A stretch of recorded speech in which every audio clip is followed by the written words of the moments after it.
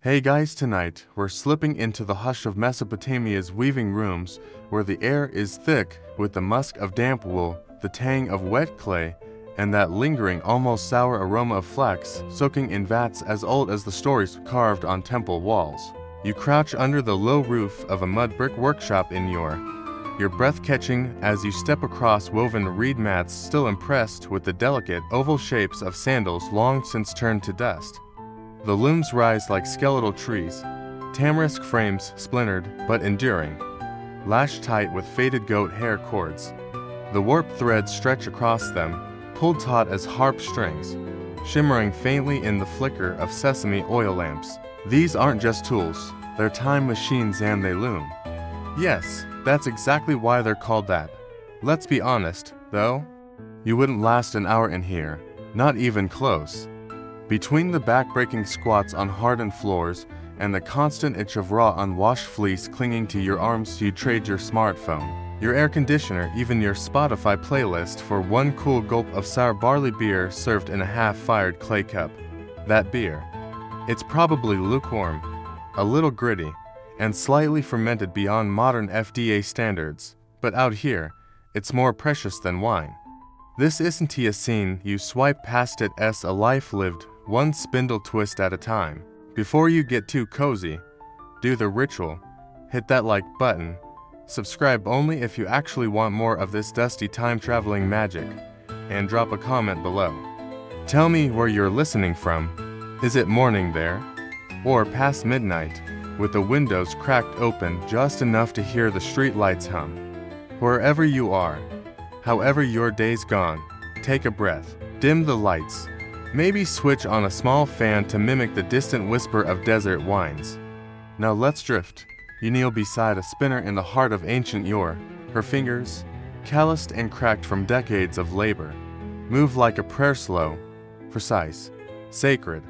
She pinches a wisp of wool so fine it's barely visible, twisting it onto a spindle that spins like a planet obeying some forgotten law. The whirl, a smooth disc carved from hematite, gathers speed, and the fibers twist into thread as if summoned by gravity alone. And this is how civilization begins, not with a bang, not with bronze swords or law codes, but with the quiet, near invisible gesture of aligning fibers into strength. This is the heartbeat beneath the ziggurats. The wool itself comes from sheep who graze just beyond the city walls, animals half wild, sharp-eyed, smaller than today's soft-bellied cousins. Their fleece is thick with desert dust and burrs, coarser than a tax collector's jokes. It takes days to clean, card, and spin. And yet, every thread spun from this unruly fluff carries a contradiction: softness and durability, vulnerability and resilience, fragile strands, yet stronger than stone when woven together. Threads that outlive gods. You run your hand along the loom's ancient frame. The tamarisk wood is splintered with age, but still smells faintly of resin. The warped threads tremble under your fingers like the strings of a forgotten lyre, tuned to some scale only the ancients could hear. Weavers once labored here for hours, hunched by lamplight, their shadows dancing across ochre-painted walls. Were they telling stories with these patterns? Historians still debate this. Some believe the designs were simple decoration, stylized animals, geometric loops. Others insist the patterns formed a kind of visual grammar, a language of knots and tension, of symmetry and meaning, a textile Morse code, and maybe both are true. After all, what is writing but weaving ideas into lines? There's a secret hidden in the cuneiform tablets, tucked away in museum vaults. Some ceremonial textiles were woven with threads of beaten gold, so fine they shimmered like sunlight itself. These weren't everyday tunics. They were offerings. They were symbols. They were power-stitched into cloth. Imagine how they'd glow by lamplight, robes that could shame a king, hangings that could silence a court. The artistry wasn't just practical, it was sacred. Outside the weaving room, the Euphrates murmurs a lullaby older than language. A donkey brays in the distance, its voice the same now as it was 4,000 years ago. Somewhere nearby, flat loaves of barley bread bake on hot stones, their yeasty scent drifting in on the breeze. That bread might be breakfast for a hungry worker or an offering to Nisaba, goddess of writing, accounting, and weaving. You see, the ancients didn't separate those things. Spinning thread, tallying grain, inscribing signs, they were all part of the same divine order, the trapping of chaos into pattern, the weaving of the universe into noble lines. The weaver beside you hums a tune without words, something between a lullaby and a multiplication table. Her shuttle moves with rhythm, left to right to left, a soft clack each time it strikes the beater bar. In that motion, you see time itself, forward and back, chaos and order, memory and forgetting. The loom becomes a calendar, a map, a soul. And here as something you might have missed in the textbooks, beneath the ruins of Eridu, archaeologists unearthed a child's sock. Small, crooked, uneven, felted wool, darned at the heel. At first glance, it's just a scrap, but pause. Imagine the mother who made it, or it be an older sister, someone holding a tiny foot in her lap, stitching love into every row. The sock is the oldest known knitted artifact in human history. It outlived the child who wore it, the house she played in, even the dialect she spoke, a relic of tenderness. Now close your eyes for a second, really listen. Hear the loom creak with age, the brush of thread on thread, the weight of silence between each motion. This is a different kind of history not told in conquests or kings, but in the slow accumulation of care. A world woven into being not by force, but by fingers and patience and rhythm. These looms, these threads, this room, they are more than ancient craft, they are continuity itself. Every modern garment, every stitch you've ever sewn or snapped, owes its life to this legacy. You are standing, crouching, aching, in the birthplace of fabric, where civilization clothed itself with meaning, and maybe, just maybe, that's what you're really here for, not the facts, not the fun trivia, but the feeling of being woven into something older, softer, and more enduring than any empire. So stay a while, let the spindle turn, let the threads align, let the hum of history sing you into stillness. This is where time becomes texture. The loom's rhythm is a silent chant, a heartbeat you almost miss unless you really listen. It's the metronome of civilization, steady, ancient, humming beneath every layer of modern noise you've ever known. Tonight, you sit cross-legged on a reed mat beside a temple scribe in the archives of Nippur, the intellectual heartbeat of ancient Mesopotamia. The room smells of damp clay tablets and burnt rosemary, the incense of choice not for beauty, but for memory, to keep at bay the demons of forgetfulness. Even gods, it seems, feared a blank slate. Watch closely. The scribe dips his stylus into a lump of fine clay, still warm from the sun. His hand moves with reverence, each press deliberate. The stylus presses down, wedges forming in perfect lines left to right, top to bottom, one row after another. His movements echo the weaver's, whose shuttle glides between taut warped threads back at the loom. And here's a pattern worth noticing. It's no historical accident that cuneiform, with its tidy wedges and rows, resembles weaving itself. Both are attempts to trap meaning within a grid. Both demand tension, rhythm, and silence. There was a joke among apprentices, scrawled onto broken tablets or muttered between shifts. You lean over the scribe's shoulder, squinting at the microscopic notations. These aren't love poems or epics, they're far more important, bureaucratic records. Rations of barley allotted to temple staff. Debts owed in silver, with interest calculated by lunar cycles. A marriage contract where the bride's dowry includes 6 bolts of linen, described with a poetic flourish, as fine as moonlight poured on water. It's not romance, it's inventory. But even here, beneath bureaucracy's dry surface, you feel the thread of humanity. Now, here's something the textbooks won't mention, the kind of fact whispered between museum shelves and half-deciphered dig notes. Some temple weavers were literate. They weren't just skilled artisans, they were scholars of texture. Archaeologists unearthed patterned tablets in cities like Mari and Sippar, tablets inscribed not with words, but with weaving instructions written in cuneiform shorthand. Imagine a tablet that reads, essentially, shift the indigo thread here, weave 3 chevrons, skip a row for tension correction. The edges of one such tablet are smoothed by decades of touch fingers that balance both stylus and shuttle with equal grace. These were women and men who understood that a loom was a language, and thread was its grammar. Outside the temple archives, the city stirs. Nippers market square buzzes with the layered music of traders. Men from Dilmun, Elam, and Susa shout over one another, waving bolts of fabric dyed in impossible colors. One merchant pours a bag of dyed shells onto a bronze scale, they clatter like teeth. Another unfurls a length of cloth so vividly red it sears your eyes. Crimson from the murex snail, he boasts.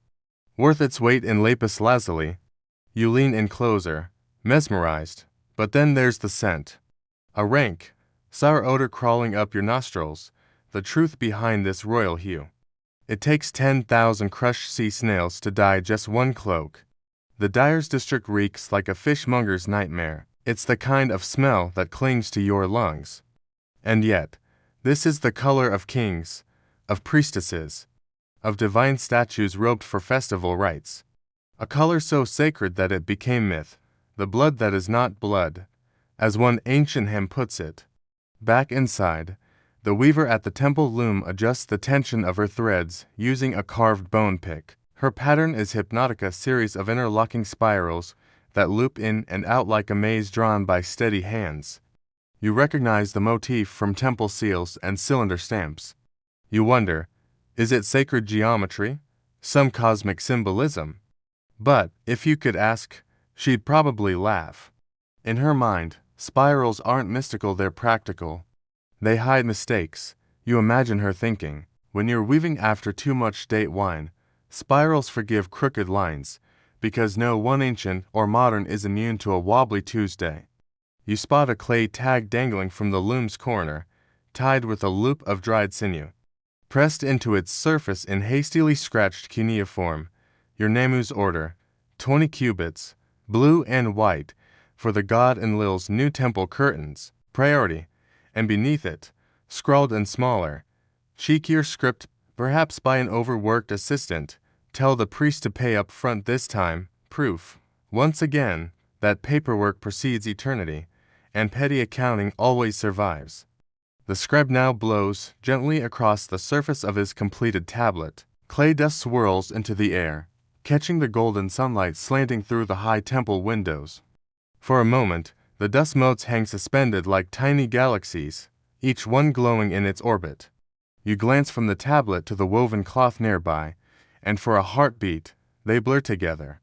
Words and wool, grid and thread, tension and release. You realize they are the same thing. Civilization's infrastructure, dressed in different forms. This world didn't build itself with steel or certainty. It built itself with the soft patience of weavers, the quiet logic of scribes, the stubborn faith of those who pressed meaning into material. A loom and a tablet, a bone shuttle and a reed stylus, both telling stories, some sacred, some mundane, all enduring. Now take a deep breath. Can you smell the clay, the crushed herbs? Can you hear the soft brush of stylus on tablet, the creak of tension wood under the weight of thread? The market hums like a distant beehive. Somewhere, a donkey brays. Somewhere, a priest grumbles over unpaid curtains. But here, in this quiet room, history weaves itself into place, one strand, one wedge, one careful motion at a time. And you, silent time traveler, are part of the pattern now. The temple looms of the Ina district in Uruk do not merely produce textiles, they breathe divinity into thread. Here, weaving is not a craft but a ceremony, not labor but liturgy. You find yourself standing in the sacred shadow of the ziggurat, that towering stairway for gods and dreams alike. The early morning light has not yet warmed the mud brick walls, but the air already carries the scent of cedar oil and crushed rose petals, mingling with the faint bite of fermented dye vats left to cure overnight.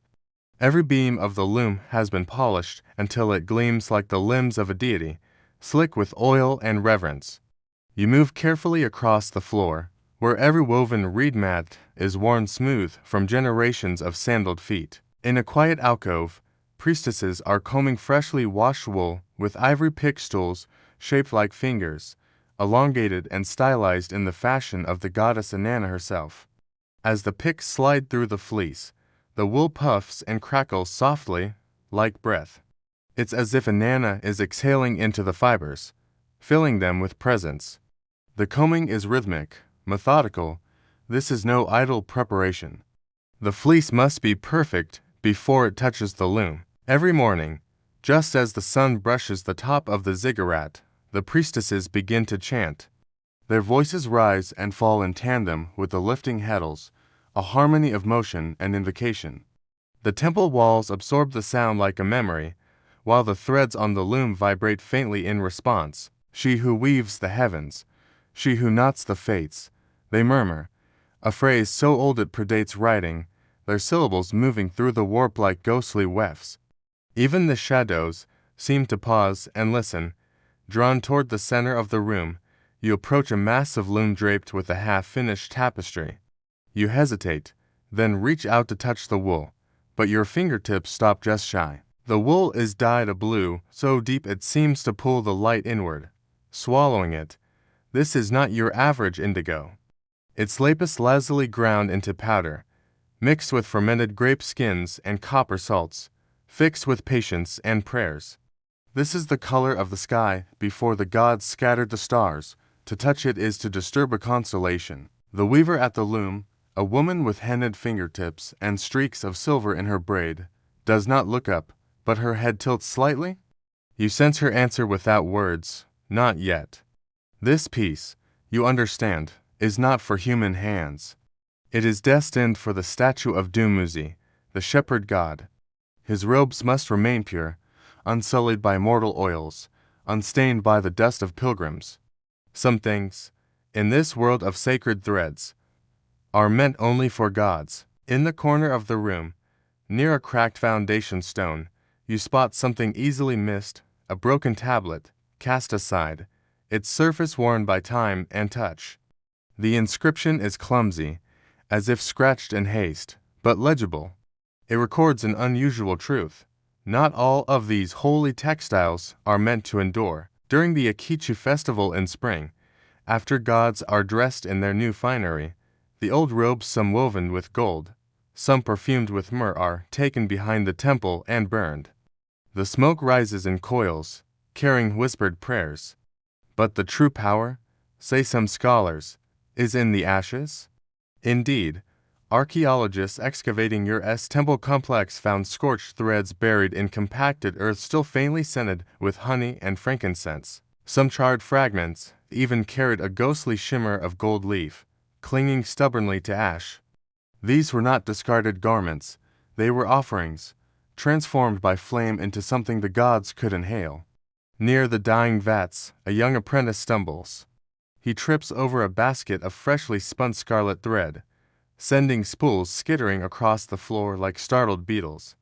One rolls straight into your path, a perfect crimson coil. The head weaver sighs with theatrical weight, but her eyes crinkle with amusement. She signs to the priestess supervising the work. Third time this week. The penalty, a ritual of both discipline and devotion. The boy must sit cross-legged and untangle every strand, no easy task, with trembling fingers, while reciting the hymn of the loom backwards from memory. You watch as he begins, lips moving silently. The shuttle flies as the swallow flies, the warp sings as the river sings. His voice is lost beneath the soft sounds of wool against wood, but his dedication is unmistakable. This, too, is education. Look now at the tapestry in progress. That zigzag motif weaving its way across the lower third. It isn't merely decorative. It's the cuneiform sign for water repeated again and again until it becomes a flood. The rosettes nestled in the corners, those are stylized versions of Inanna's seven-pointed star. And the border, composed of interlocking hands. A symbolic marriage contract, heaven and earth entwined in linen vows. But you notice something more. Some threads sparkle, catching the lamplight like threads of dawn.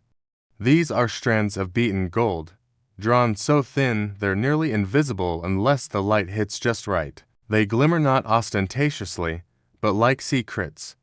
A clay tablet unearthed in Larsa preserves a complaint from a royal treasurer. The temple of Shamash demands more gold thread than the palace treasury can supply. Must we strip the goddess's statue of her earrings again? Even in ancient bureaucracies, the tension between piety and budget was very real. At one end of the room, the overseeing priestess raises a small clay cup filled with water drawn from a consecrated well. She dips her fingers and flicks droplets onto the loom. A blessing, perhaps, or a practical measure. The moisture keeps the threads supple in the arid heat. You meet her gaze. She doesn't speak, but her smile says, "Every knot tied here is a knot tied in heaven." Or maybe that's just what you want to believe. But in this sacred space, belief is half the work. As the sun lowers and shadows stretch across the temple floors, the looms fall silent one by one. The weavers finish their rows, tie off their threads, and cover their work with sheets of undyed muslin, as if tucking the gods themselves into bed. The room takes on a hushed stillness, like the pause between verses of a hymn. A last glint of daylight catches a partially woven scene, a shepherd guiding his flock through an ornate gate. Is it the entrance to the underworld, or merely the temple fold? Meaning here is fluid, shifting, woven as much from faith as from fiber. Outside, dusk arrives gently. The stars blink into view, scattered like loose stitches across the darkening fabric of night. Somewhere beyond the temple walls, a scribe tallies the day's output: 2 cubits of brocade, 1 altar cloth bearing pomegranates, 3 priestly sashes. Note, second sash misaligned. The records will be baked into clay, stacked in archives, and perhaps forgotten for millennia. But the wool remembers. Always, the wool remembers. The caravan routes stretch like warped threads across the face of the desert, strung taut from your 2 lands, whispered about in the flicker of temple lamps. Places where the wool is softer, the dyes more precious than silver, more guarded than royal secrets. You walk beside a slow-moving line of donkeys, so heavily burdened with folded textiles that their bellies graze the dust. Their hoofs kick up puffs of fine silt, rising in golden spirals that cling to the folds of your robe. That robe, woven back in the Ina district, dyed with indigo and rinsed in cedar water. It still carries the scent of cumin, cedar oil, and the silent breath of temple hymns. The lead merchant is a grizzled Akkadian whose broken front tooth whistles when he mutters to himself. He doesn't talk much, but he keeps glancing at the horizon with the nervous rhythm of someone counting paces. He knows something you don't. This road is more than a route. It's a loom, and the caravan. Just a shuttle passing through, weaving civilization into desert and trade into memory. The rhythm of the caravan is steady, almost hypnotic. The creak of harness leather, the dull clank of copper weights in pouches, the occasional bray of a donkey protesting its burden. Every 7 steps, your right foot brushes against a stone, always the right foot, always the same interval. You start to count them, like a weaver counts threads. 1, 2, 3. One smooth stone catches your eye, and without thinking, you pick it up. It feels impossibly cool in your palm despite the sun's relentless hammer. Later, you lions learn that this stretch of road is paved with such stones left intentionally by generations of merchants needing something to focus their minds during the long, sun-bleached hours. At noon, the caravan halts near a crumbling way station, a squat rectangle of mud brick halfway surrendered to the sand. The merchants unroll bolts of fabric to create makeshift tents. In the sudden shade, the desert floor becomes a riot of indigo shadows, madder reds, and saffron folds that ripple with every hot breeze. Someone passes a water skin your way. The water inside is warm, tasting faintly of goat skin and pomegranate wine. Its previous inhabitant, you drink anyway. Nearby, a trader from Babylon, identifiable by his henna'd beard and jingling silver toe rings, begins haggling over a bolt of linen. But it's a quiet haggle, practiced and almost ritualistic. One man holds up 3 fingers beneath his robe, the other tugs gently at his earlobe. 30 shekels, says the pinky. 15, says the earlobe. After a few more gestures and a nod, they settle at 22, with 2 copper rings thrown in as sweeteners. A deal sealed with no raised voices, no contracts, just muscle memory and trust. Now here is something no clay tablet will confess. Half the goods in this caravan are smuggled. That bolt of Tyrian purple tucked in plain muslin. It's never seen the inside of a dye tax registry. Those cuffs embroidered with Hittite suns. Technically banned under Sumerian sumptuary law. But the desert has its own laws, older, quieter, enforced by heat, distance, and bribes. What is contraband today becomes tribute tomorrow when offered to the right official with the right gift. As evening bleeds into the dunes, the caravan master lights a small grease lamp and unfolds a makeshift ledger. It isn't a tablet or scroll, but a tanned goat hide sheet covered in rough markings, donkey figures, wavy lines for wells, and tiny loom symbols beside each merchant's name. This is how he keeps track of debts, shares, and obligations, a borderless language that all caravanners understand. You glance over his shoulder and spot something curious, a crude drawing of an ear beside some of the names. He catches your eye and grunts. Those are the ones who listen too much. That night, as the stars press their cold faces against the sky and jackals begin their chorus, you overhear 2 weavers from Ashur lying beneath a bolt of striped wool, whispering arguments about thread counts. The year standard is 120 per cubit, murmurs one. But in Susa, ceremonial veils go to 150. Their voices drop lower. They're debating a secret technique, the Damascus twist, so guarded, so prized, that some say its masters would rather cut their own thumbs off than teach it to outsiders. When dawn stretches pink fingers across the dunes, you wake to something strange. Several of the finest bolts have blue cords tied around them. These are the gods' share, marked for roadside shrines. Later, they'll be draped across altars, blessed by priests, and let's be honest, are sold quietly a few towns away. It's a cycle as old as the wheel. Everyone gets a cut, everyone plays their part. The silence is part of the system.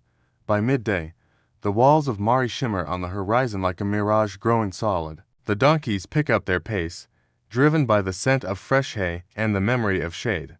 As you approach the city gates, a board guard with sunburned eyelids runs his callous hands over the cargo. He pauses, then slips his fingers into a layered bolt of linen and pulls out a single spool of gold thread, no thicker than a hair. He raises an eyebrow. The merchant shrugs and presses a date cake into his palm. The thread vanishes into the guard's sleeve. The caravan continues. No words exchanged. Business as usual. Inside the city, the real magic begins. In a courtyard shaded by grapevines, the textiles are laid out one by one. The priest of Dagon's temple rubs a piece of brocade between his fingers, tests its sheen, then nods. This will do for the god's new canopy. A wealthy matron holds up a bolt of saffron yellow silk to her cheek, evaluating how it reflects the light on her skin.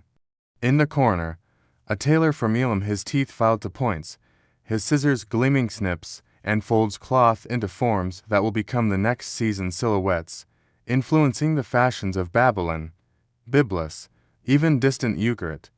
As you turn to leave, your foot catches a low basket. Scraps tumble out, discarded selvages, too narrow to sell, too short to mend. A girl barely 10 years old rushes forward, fingers darting like dragonflies. By nightfall, she lines have braided the scraps into ribbons and peddled them at the city fountain for a fraction of a shekel. Nothing is wasted, not the thread, not the hands, not the breath behind each knot. Tomorrow at dawn, the caravan will depart again. But it won't just carry wool or spices. Among the cedar boxes and bronze weights lies something rarer still, a letter. It's wrapped in a scarf dyed midnight blue, woven with threads dipped in longing and patience. The letter is from a princess of Mari to her lover in Canish. No one will read it aloud, but the scarf remembers. The scarf always remembers. The stele of Hammurabi stands shadowed in the late afternoon sun, its basalt skin still warm to the touch, holding the heat of the day like the flank of some slumbering giant. You step closer, the air thick with dust and the scent of distant cooking fires, and press your fingers lightly into the cuneiform grooves etched with law number 274. If a weaver produces substandard cloth, he shall pay 12 shekels of silver. Each wedge-shaped mark feels like a heartbeat under your fingertips, still pulsing with the frustrations of a world long vanished, but strangely familiar. Somewhere, centuries ago, a Babylonian scribe pressed this very clause into wet clay, probably with sore wrists and a quiet grudge against an unreliable weaver. He never imagined you would trace his thoughts millennia later. A breeze kicks up, curling dust around your ankles. At the base of the steely life fragments of broken pottery, the ancient equivalent of office sticky notes, one sherd catches your eye. The edges are smoothed by time, and on its curved face, someone scratched a crude drawing of a loom beside the symbols for 5 and beer. Archaeologists have debated the meaning endlessly, but any weaver would recognize it instantly, a tally of completed textiles traded for end-of-day drinks, work done, reward collected, the code surrounding you, in just about justice. It's a woven fabric knot by knot, law by law stretched over society to keep it from unraveling. Clause after clause deals with the textile trade, drafted with obsessive detail. There are fines for stealing dyed wool 30 shekels, double penalties for late delivery, and even minimum thread counts for priestly robes. No fewer than 140 threads per palm width, declares one line. Hammurabi, like all good administrators, understood something many modern economists still struggle to articulate. Cloth was not a luxury. It was currency, it was structure, it was the blockchain of ancient Mesopotamia. As the sun slides lower, a priest approaches with an oil lamp in hand. Its flame flickers weakly, casting amber light up the stell's ridged surface. Illuminated now are the higher sections, those inscribed with the temple laws. You notice their edges are more worn, smoothed by generations of anxious fingers checking, double-checking, dreading the consequences of weaving below standard. One law, barely legible now, outlines the harshest penalty of all. Offending weavers must wear their sapar garments during the flood season, when the sweltering humidity would turn coarse wool into torture. An apt punishment, poetic in its cruelty. From the street beyond, a donkey brays an ancient sound, unchanged through the centuries. You imagine the clamor of a Babylonian market, 2 merchants yelling over a stained bolt of linen, each citing conflicting clauses. The judge sighs, unmoved. He's seen this scene too many times. He knows the textile dispute masks a deeper issue, a collapsed marriage contract between the merchant's children. Cloth is just the battlefield. The real quarrel is woven elsewhere. At your feet, you spot something half buried in the gravel, a broken cylinder seal. When rolled across wet clay, it would have stamped the mark of a textile inspector. Babylon's version of a certified quality logo. This one depicts a loom beside a set of scales, perfectly balanced, but look closer. On its edges, barely visible, are tiny additions, a star here, a fish there. These were the guild marks of the fabric inspectors. Some historians believe they formed an honest union of craftsmen. Others whisper they were a cartel fixing prices from year to Susau. Whatever the truth, their seals held weight, and their judgments rarely went unchallenged. The lamplight dances now across another inscription, law number 281. You read it slowly. The daughter shall receive her mother's spindle as the river receives the rain. It's surprisingly poetic, buried in a code that's otherwise blunt and transactional. Nearby, a later amendment etched during a drought year declares that combing tools shall pass to the youngest son instead. Someone, likely a weary scribe with a sense of humor, has added a tiny frowning face beside the note, the ancient equivalent of leaving a sarcastic emoji in the margins. As full night descends, the priest begins to cover the stele with a woven reed mat to shield it from dew. The mat itself, it's just a cover. It's proof of law number 267, which required all floor coverings in state buildings to meet guild standards. You spot a small stitch in the mat's corner, 3 neat triangles arranged in the shape of the ziggurat of yore. That's the weaver's signature, a quiet declaration of legitimacy. The wind shifts again, this time bringing with it the sharp scent of cumin and the sour tang of wet wool. From somewhere deep in the dyer's quarter comes the soft thrum of looms still working by lamplight. You imagine a young apprentice reading clause 279 by candle flame, biting his lip, hoping the flaw in today's weave goes unnoticed. Elsewhere, a widow carefully counts out silver coins her fine for selling her late husband's loom without the proper guild transfer. And in a dusty office, a government scribe scratches fresh clay with steady strokes, recording the linen tax for the year. His stylus keeps time with the looms, echoing the shuttle's rhythm across the city. These laws are not relics, they are fibers still humming with life. They vibrate through every transaction, every bargain, every curse muttered by a weaver picking apart a knotted warp thread. They whisper in the careful measurements of dye, the silent prayers before cutting cloth, the guilt of a poorly spun spool. They are felt in every hand that touches a bolt of fabric and wonders, is this good enough to last? Before you leave, step close once more, touch the steely. Let your fingers find the grooves again, that warmth and just lingering sunlight. It's the stored energy of 10,000 legal arguments, a million trades, a civilization woven together one cubit at a time. The steely doesn't just stand, it remembers. The spindle whorl fits perfectly in the cradle of your palm, its weight so natural it feels almost designed for you. Carved from a single piece of lapis lazuli, its surface has been polished smooth by centuries of hands, small hands, nimble hands, hands that never heard of genomes or extinction. Those hands didn't care about the abstract. They only knew the quiet, looping rhythm of twist and wind, wool and patience. You give the whorl a tentative spin between your fingers, and for a moment, it feels less like an object and more like a portal. You're not standing in a museum anymore, you're kneeling in the dust of ancient yore, a child clumsily spinning yarn under a mother's quiet gaze, the whorl trembling in your inexperienced fingers. In the dim archive of the Baghdad Museum, the air smells of dust and camphor, but beneath that, something older lingers, a faint, woolly ghost of lanolin and earth. The room hums softly with conservation equipment, but your ears tune to the silence in the cases. Dr. Amina Hassan, the curator, gestures with gloved hands toward a sealed glass box. Inside lies a scrap of ancient wool no bigger than a coin. Its fibers are barely holding together, its edges fraying like old breath. This, she says softly, is the oldest surviving wool textile from Mesopotamia. The lights shift, catching the warp and weft dull red from madder root, soft yellow from weld flowers, and a blue so pale could only be lapis ground to the consistency of flour. And then comes the detail that halts your breath.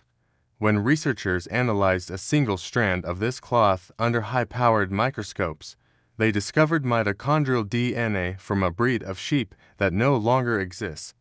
An extinct ancestor with coarse, kembu wool, an animal that once grazed the Zagros foothills before centuries of selective breeding softened its descendants. That child in Ur, who spun with a lapis swirl, was twisting the fleece of a species now lost to time. You feel the knowledge settle into you not with drama, but with quiet gravity. How many small wonders vanish without even a whisper? Amina closes the case gently and opens another. Inside, 5 spindle whorls are lined up like milestones in a spinner's life. The smallest is tiny, no bigger than a grape. Its central hole so narrow you wonder how any thread passed through it. Apprentice spinners began with these, she says. The smaller the whorl, the slower the spin, perfect for learning tension. You imagine the frustration, the wool slipping, the thread uneven, the shame of failed skeins. But over time, the fingers adapt. They learn the whisper light pull, the tightness that's not too tight. The work becomes less like labor and more like music played by hand. Now look at the largest whorl, a thick disc of stone etched with seemingly random scratches, but tilted slightly, and the marks reveal themselves as tallies, a spinner's private record. Each groove represents a skein of yarn produced, likely for temple workshops where daily quotas were as strict as the gods they clothed. The underside of the whorl tells another story. Faint ochre smudges, rubbed in from years of handling dyed wool without gloves or concern. The hands of the past leave fingerprints where no fingers remain. From the hallway, a burst of argument rises, a trio of conservators disagreeing over how best to stabilize a fragile textile from Nimrod. One prefers gelatin, another swears by a cellulose mixture.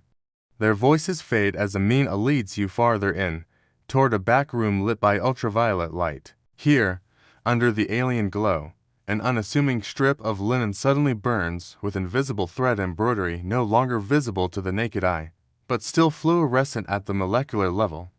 A parade of horned animals moves across the fabric, their outlines stitched in what was once silver-wrapped thread. The silver's gone now, oxidized to dust, but its memory glows like phosphorescence in deep water. Most people think embroidery was rare here, Amina murmurs. But that's only because it doesn't survive. Look closely. She points to a line of ghostly pinpricks in the weave. These marks made by needles finer than any we've recovered are everywhere. The tool's rusted, the thread decayed, but the intent lingers. She pulls open a drawer of clay tokens, each shaped like a miniature tool. A loom weight, a comb, a spindle. Before writing, this was the language of economy. Each token stood for a worker, a task, a quota. You pick up one shaped like a pyramid and feel its smoothness in your hand. Somewhere, a long-dead administrator once used it to track production across a city. The accountants of 5,000 years ago didn't use spreadsheets. They used clay and memory. Then, in the last case, something both heartbreaking and deeply human, a child's sock. Darned at the heel, felted from wear, its shape slightly askew. Dated to around 3500 BCE, it's the oldest known knitted garment in the world. Conservators have left it partly unfolded, and you can see the faded wear under the toe, evidence of a child dragging their feet through temple courtyards or across sun-baked alleys. That sock outlived its wearer. It outlasted their house, their street, their gods.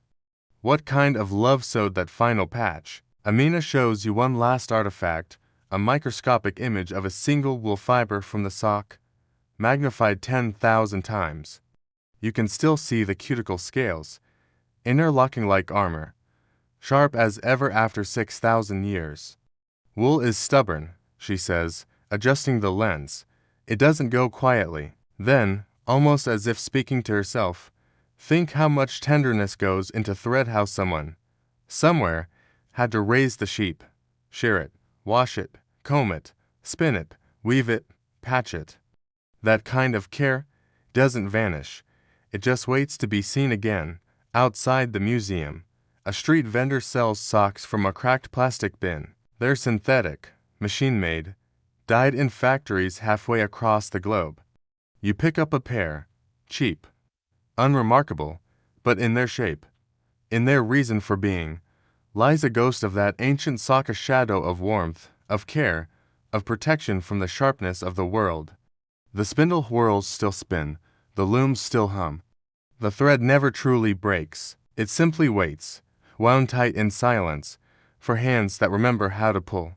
The stench hits you 3 streets before reaching the dyer's quarter, a putrid, briny reek that clings to the back of your throat like a living thing. This is the smell of power, the olfactory signature of Tyrian purple, the most coveted dye in the ancient world. Each step closer intensifies the odor, a noxious cocktail of rotting shellfish and stale urine used as a mordant. Wealthy merchants passing through pinch their noses with perfumed scarves, while laborers move with the resigned shuffle of those long since numbed to the assault on their senses. The vats sit in long rows, their ceramic sides stained a telltale reddish purple from years of service. Workers stir the bubbling liquid with wooden paddles worn smooth by constant motion. The dye masters move among them, inspecting each batch with critical eyes. The color must match exactly the shade worn by King Chogi last summer when he received ambassadors from Elam. Even a slight deviation could mean the difference between royal patronage and a one-way trip to the quarries. The process is a study in controlled decay. Thousands of spiny dye murex snails are harvested from distant coasts, their shells cracked open to extract a single tiny gland. Left to ferment in salt for 3 days, then boiled in lead-lined vats for 10 more. The glands transform into a liquid that looks murky yellow at first. Only when exposed to sunlight and air does the magic happen. The dip of a white woolen swatch emerges first green, then blue, finally deepening to that legendary purple as oxygen works its alchemy. A stack of cuneiform tablets near the largest vat records the grim accounting. 12,000 snails to dye the trim of one royal robe. 50 skilled workers laboring for a month to produce enough pigment for the temple's new altar cloth. The numbers blur into abstraction until you notice a footnote, a scribe Bess irritated notation that the latest shipment from Phoenicia included 3 baskets of dead snails, useless for dye extraction. The compensation dispute with the sailors will drag on for years. The workers' hands tell their own story. Their fingernails are permanently stained violet, the cuticles cracked from constant exposure to salt and ammonia. Some develop a peculiar callus pattern between thumb and forefinger from years of testing yarn color fastness. The Dyer's Guild guards its secrets fiercely. An apprentice caught writing down recipes would have his tongue cut out, a penalty recorded matter of factly in a legal text from Ugarit. In a corner shaded by frayed reed mats, a quality control ritual unfolds. A senior dyer rubs a freshly dyed wool sample with a lump of natron, then exposes it to a beam of concentrated sunlight using a polished bronze mirror. The color must not fade after 12 hours of such abuse. These textiles will eventually adorn statues exposed to year-round sunlight in temple courtyards. The tested swatch joins others pinned to a clay wall, forming a gradient from pale lilac to deep blackish purple that seems to drink the light. The economics of purple defy modern logic. At its peak, purple dyed wool was worth 3 times its weight in silver. A single pound of premium dye could buy a country estate with olive groves and slaves to tend them. Yet the most valuable shade wasn't the deepest purple, but a particular reddish hue nicknamed dragon's blood that only developed when the snails were harvested during a specific lunar phase. Temple inventories list bolts of fabric reserved exclusively for wrapping the idols during eclipse seasons, when the gods needed extra protection. The waste is staggering. Piles of broken shells form small hills behind the workshops, their inner surfaces still iridescent where the light catches them. During heavy rains, the runoff turns the nearby Euphrates tributary a sickly pink for days, a phenomenon ancient observers attributed to the river god's displeasure. Modern soil samples tell a different story. The riverbed sediment contains measurable traces of bromine and tin from centuries of dye runoff, creating a chemical fingerprint visible millennia later. A delivery of fresh nails arrives on donkey carts, their shells clattering like bones as workers unload them. Each snail gets inspected. The largest specimens are set aside for the king's personal dyer, while damaged ones go to apprentices practicing on scrap fabric. The air grows thick with salt and decay as the cracking begins, the workers moving with practiced efficiency that can't quite mask their revulsion. Even after years in the trade, no one truly gets used to the stench. The finished product seems to mock its humble origins. A length of fully processed purple wool shimmers in the late afternoon light, its color shifting like liquid depending on the angle. This particular bolt bears the seal of the royal workshops, destined to become the new sash for the high priestess of Ishtar. The weaver has incorporated a barely perceptible pattern, tiny 8-pointed stars that only become visible when the fabric moves. It's a subtle rebellion against the temple's strict design codes, one that will go unnoticed by all but the most observant. As sunset paints the dyer's quarter in golds and reds, the vats get covered with weighted lids. A lone apprentice remains to scrub dye stains from the work tables, his scrubbing motions echoing the waves that brought these snails from distant shores. The purple on his hands will and fade for weeks, a mark of his trade that sets him apart in the public baths, where others will give him a wide berth. Tomorrow the cycle begins again. More shells, more stench, more alchemical transformation of rot into royalty. The last light catches a discarded swatch of imperfect purple blowing across the courtyard. To modeled for temple use, it will end up in the market as cheap trimming, then perhaps as a child's hair ribbon, then finally as rag stuffing for a doll before disintegrating entirely. From palace to gutter, the journey of purple mirrors that of the civilizations that coveted it, a slow fade from splendor to dust.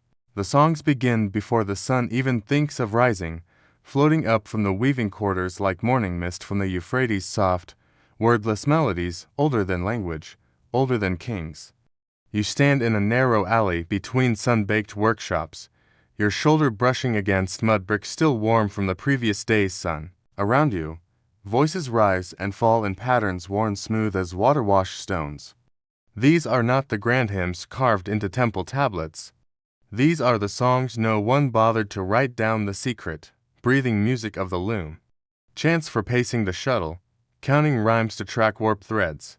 Nonsense lullabies to hush restless children sprawled beneath their mother's looms. The air hums with a dozen rhythms layered over one another like threads in a tapestry.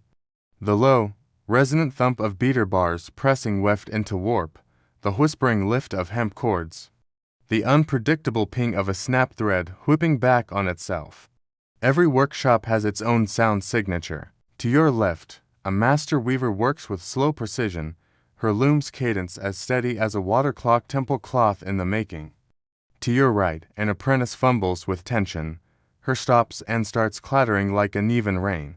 Somewhere behind you, two women assemble a horizontal ground loom, pegging its bones into the dirt, their tools knocking in deep, deliberate echoes.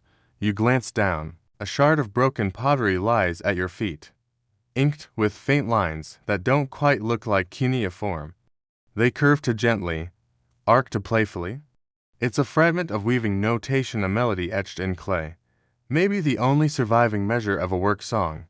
Musicologists have tried for decades to reconstruct these fragments, but they always miss the essential thing, the loom itself, the percussive beat of treadles, the jingle of stone weights swaying on warped threads, the creak of frame against floor. These songs weren't sung alone. They were composed in dialogue with wood and fiber, a duet between woman and machine. As the sun climbs, the melodies evolve. The slow, sleepy hums of dawn give way to lively verses filled with mischief. One woman down the lane sings about the tax collector's ridiculous sandals, timing her shuttle to each rhyme. Another replies with a scandalous couplet about the potter's infamously handsome brother. The laughter that follows doesn't break the rhythm, it becomes part of it. These are the songs you'll never find on any royal inscription. They weren't meant for gods or kings. They belong to the weavers alone, passed from mouth to mouth, muscle to muscle, memory to memory. But beneath the playful tunes flows something deeper, something older. Certain melodic phrases echo ancient trade routes. A refrain shifts into the rise and fall of Elamite, long extinct. Accounting verse loops into Proto-Akkadian. A lullaby traces its origins to Harappan sea shanties, once sung on boats that brought cotton up the Persian Gulf. The women singing likely don't realize the age of their own music. It's embedded in them like dyed thread in a patterned textile, untranslated, unexamined, enduring. Then, like a gate slamming shut, silence falls. The temple guards are making their morning rounds. Songs don't stop, they transform, voices lower. Phrases morph into sanctioned hymns praising Inanna, goddess of weaving, of love, of rule-bound propriety. Fingers don't pause, but shoulders grow still. The approved melodies rise, steady and pious, while watchful eyes pass by. The moment the guard's sandals vanish around the corner, real music returns. Softly at first, like bird song after thunder, but alive, the sun climbs higher. The temperature thickens, the pace slows. Midday songs change character again, less rhythm, more murmur. Drowsy tunes stretch long and low. Sung half asleep, the looms slow their conversation too. Threads are passed more gently, heddles lifted with the caution of heat-heavy limbs. Children nap in scattered shade, their breathing aligned to the sway of their mothers' voices. Even the reed mats seem to sigh. No one needs to say it aloud, but everyone knows, this is the hardest hour. These songs don't fill silence, they fight it. Then, in the long golden hour before dusk, the music deepens, the tempo of the day slows further. A grandmother in the far workshop begins to sing, her voice dry as old papyrus. No one remembers all the verses, Not even her. But everyone knows how the story starts: a girl, a lost sheep, a loom that weaves truth into fabric. Others join in, patching the gaps with improvised rhymes or nonsense syllables. The story becomes a collective act of remembering. It doesn't matter that the ending is lost. The song holds them all, a gathering of breath and memory and fiber. As the sun vanishes and the sky bruises with the blue of indigo dye, the songs taper off into hushes. Not silence, exactly just a softer rhythm. One loom clacks once more, then stills. A woman winds a final bobbin, a child stirs in sleep. Fingers smooth out the last few threads before draping a cloth across the work. The day's vibrations linger, woven into the warp. Somewhere across the city, a scribe scratches out a count on a tablet: 8 cubits of linen, 3 tunics, 1 altar cover. But those numbers miss the truth. The real accounting lies in the air, in the fading echo of songs never meant to be written, only remembered. You walk slowly through the alley now, the looms empty, the dust cooling. The mud brick walls hold the heat like loaves of bread left to rest. The sky darkens, stars beginning to prick through like holes in old cloth. From somewhere far off, a potter's wheel sings its own evening tune. And then it's only the wind, weaving itself between silent looms. You pause by one frame, your hand resting lightly on its beam. Listen.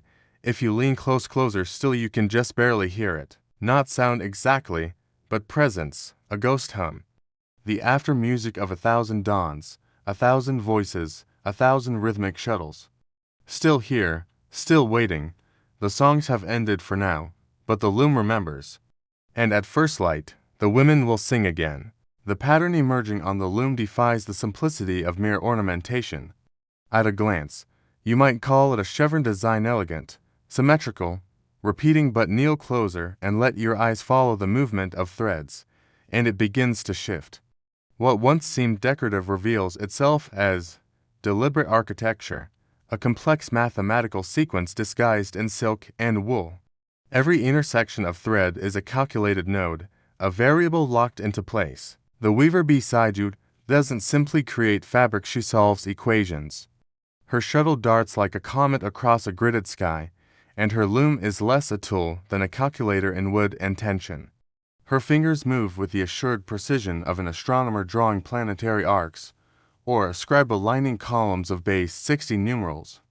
This is not the weaving of ornament, this is the weaving of ideas. The loom becomes an abacus, the weft, a moving constant, the warp, an eternal coordinate grid.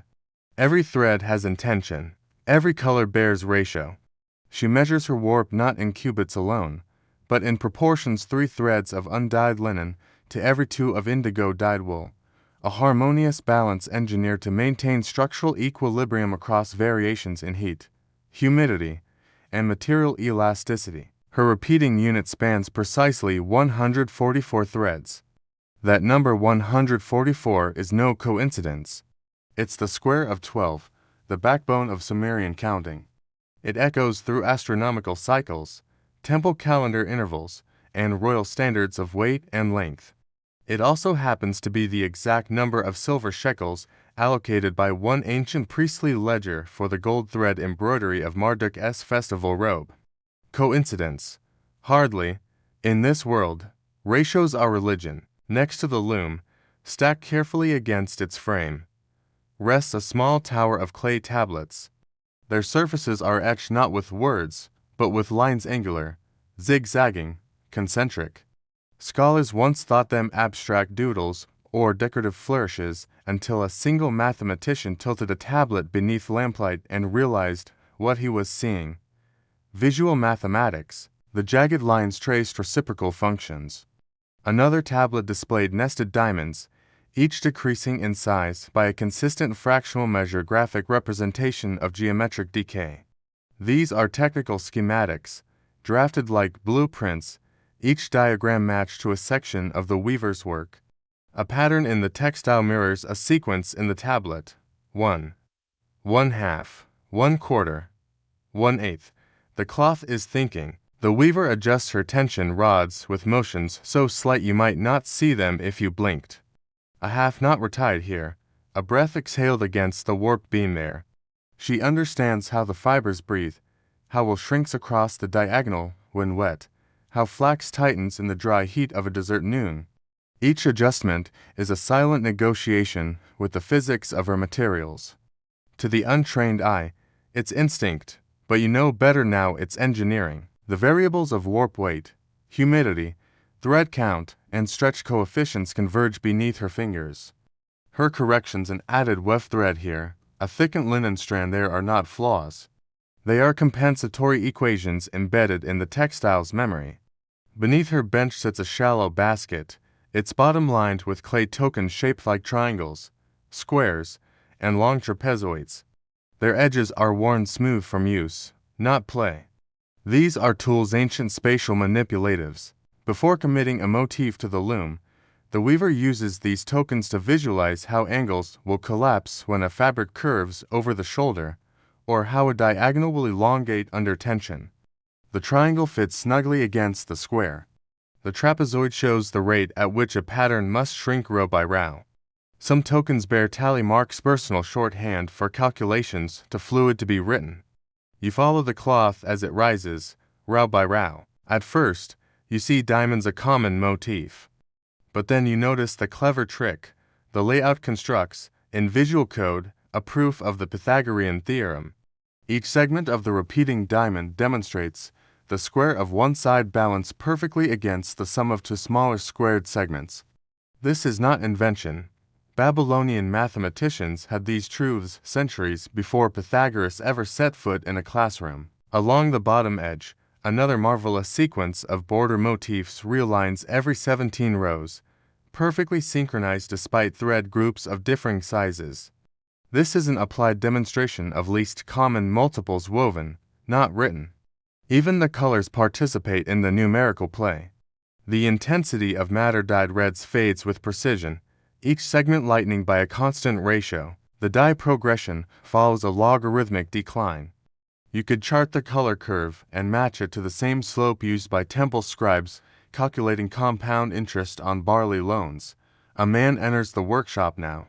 He wears no robe of luxury, no ring of power, but the seal hanging from his corded neck marks him as a quality inspector appointed by the temple, or perhaps the city governor. He does not admire the design. He does not comment on beauty. Instead, he unspools a knotted cord and unrolls a bronze rod marked with fine calibration. His job is not to evaluate aesthetic, but precision. Certain ceremonial textiles must pass tests of mathematical purity. A cloak for the god Enki, if it is to be accepted, must demonstrate harmony not just in color and weave, but in ratio and form. There's a story half legend that one such cloak encoded a perfect quadratic solution along its border, but the garment was lost in a flood. The inspector nods.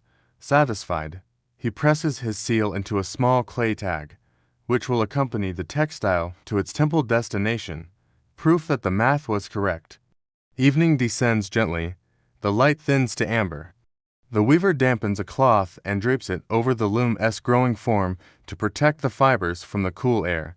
The pattern, now partially hidden, hovers in the dimness like a paused equation. Tomorrow, her fingers will return to this living formula, recalling each numeric step with the ease of muscle memory.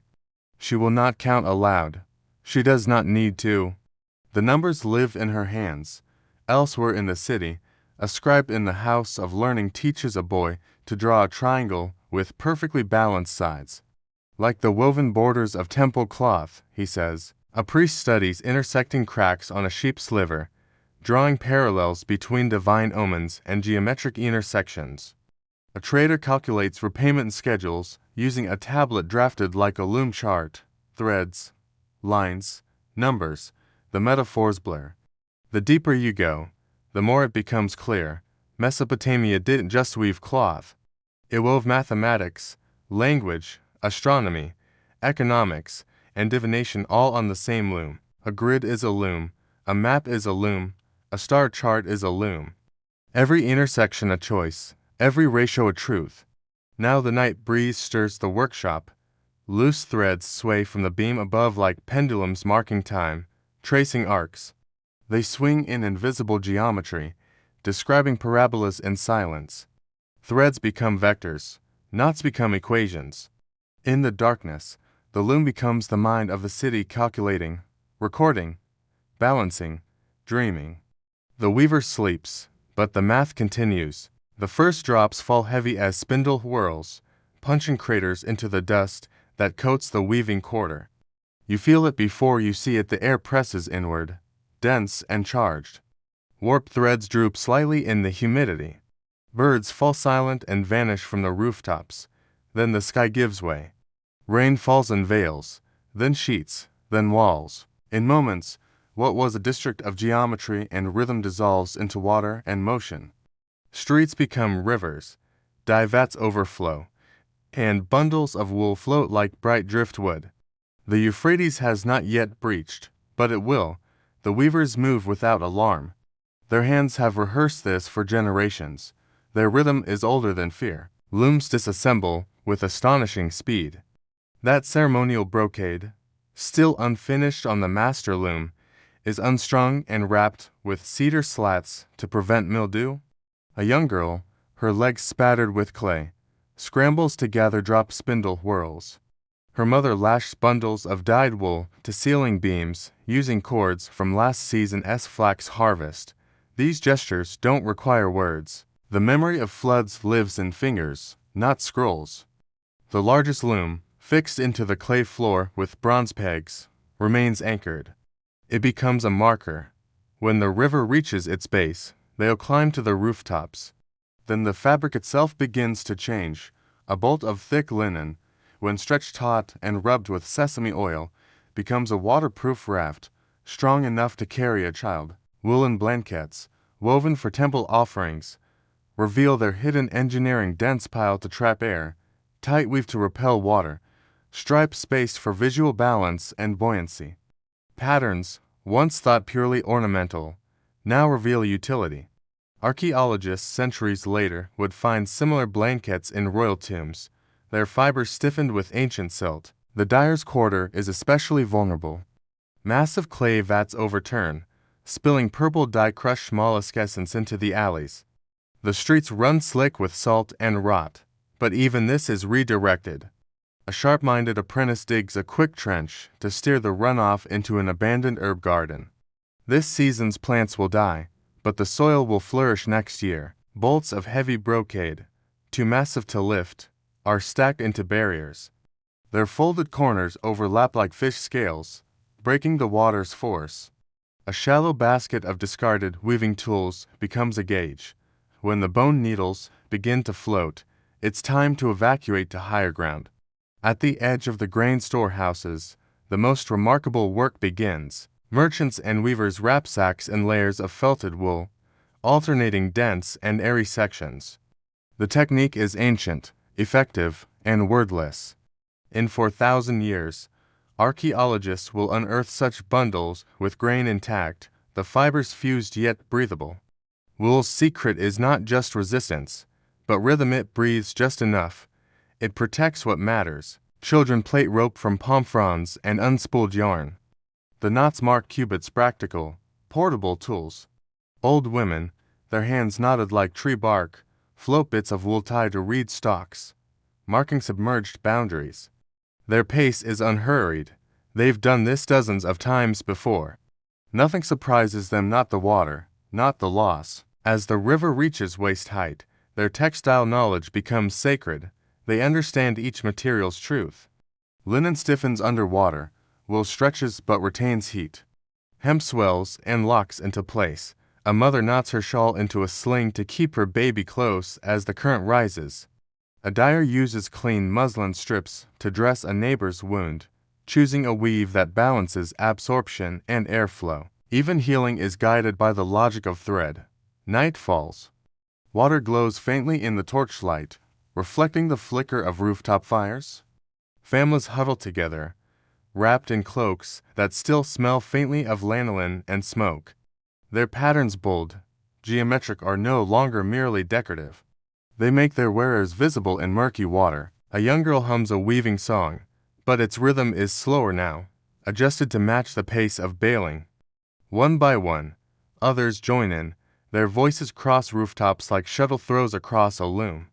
By morning, the water begins to pull back, leaving silt, tangled reeds, and silence. Cracked mud walls lean inward. Dye streaks run down doors. And yet against every prediction so much has survived. The brocade is dry, the grain is whole, the dye vat still upright, its contents untouched. And beyond these, accidents that became innovations. A bolt of cloth stained into unexpected hues.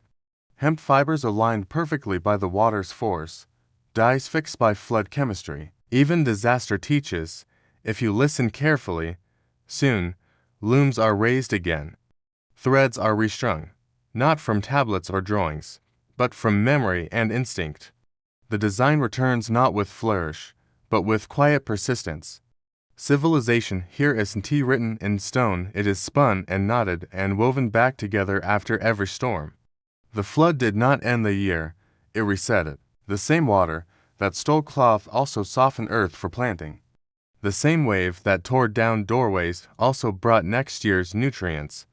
The weavers know, in every unraveling waits the shape of a new beginning.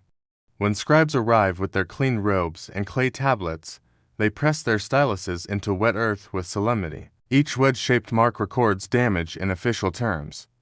But the real story isn't in the records. It's in the soft clink of loom weights as they're cleaned and rehung. It's in the damp footprints of women descending from rooftops, shawls still wrapped like slings, shoulders already squared toward the next task. Sunlight returns slowly, it steams water from wool, reveals colors richer than before, as if the flood had burnished each hue. Wool blankets spread like flags across railings and walls, each one drying beneath the sky. Beneath the mud, a lost spindle whorl sinks gently into its new bed of clay, waiting. Perhaps one day a curious child will find it and wonder whose hands once held it, whose threads once turned through its center. And high above, the loom weights chime softly in the wind. Life, like thread, stretches, tangles, tightens and carries on. The silence in the weaving quarter falls heavier than flood waters, thicker than temple incense. Yesterday, the air thrummed with the living rhythm of 100 looms, heddles clacking, shuttles whispering, voices threading patterns into chant. Today, there is only wind. It moves through the suspended warped threads like a ghost, teasing at the untensioned lines sagging from their beams. You walk slowly, deliberately, through the deserted courtyard. Your fingers brush a temple veil left half-woven, its divine motif frozen in mid-birth.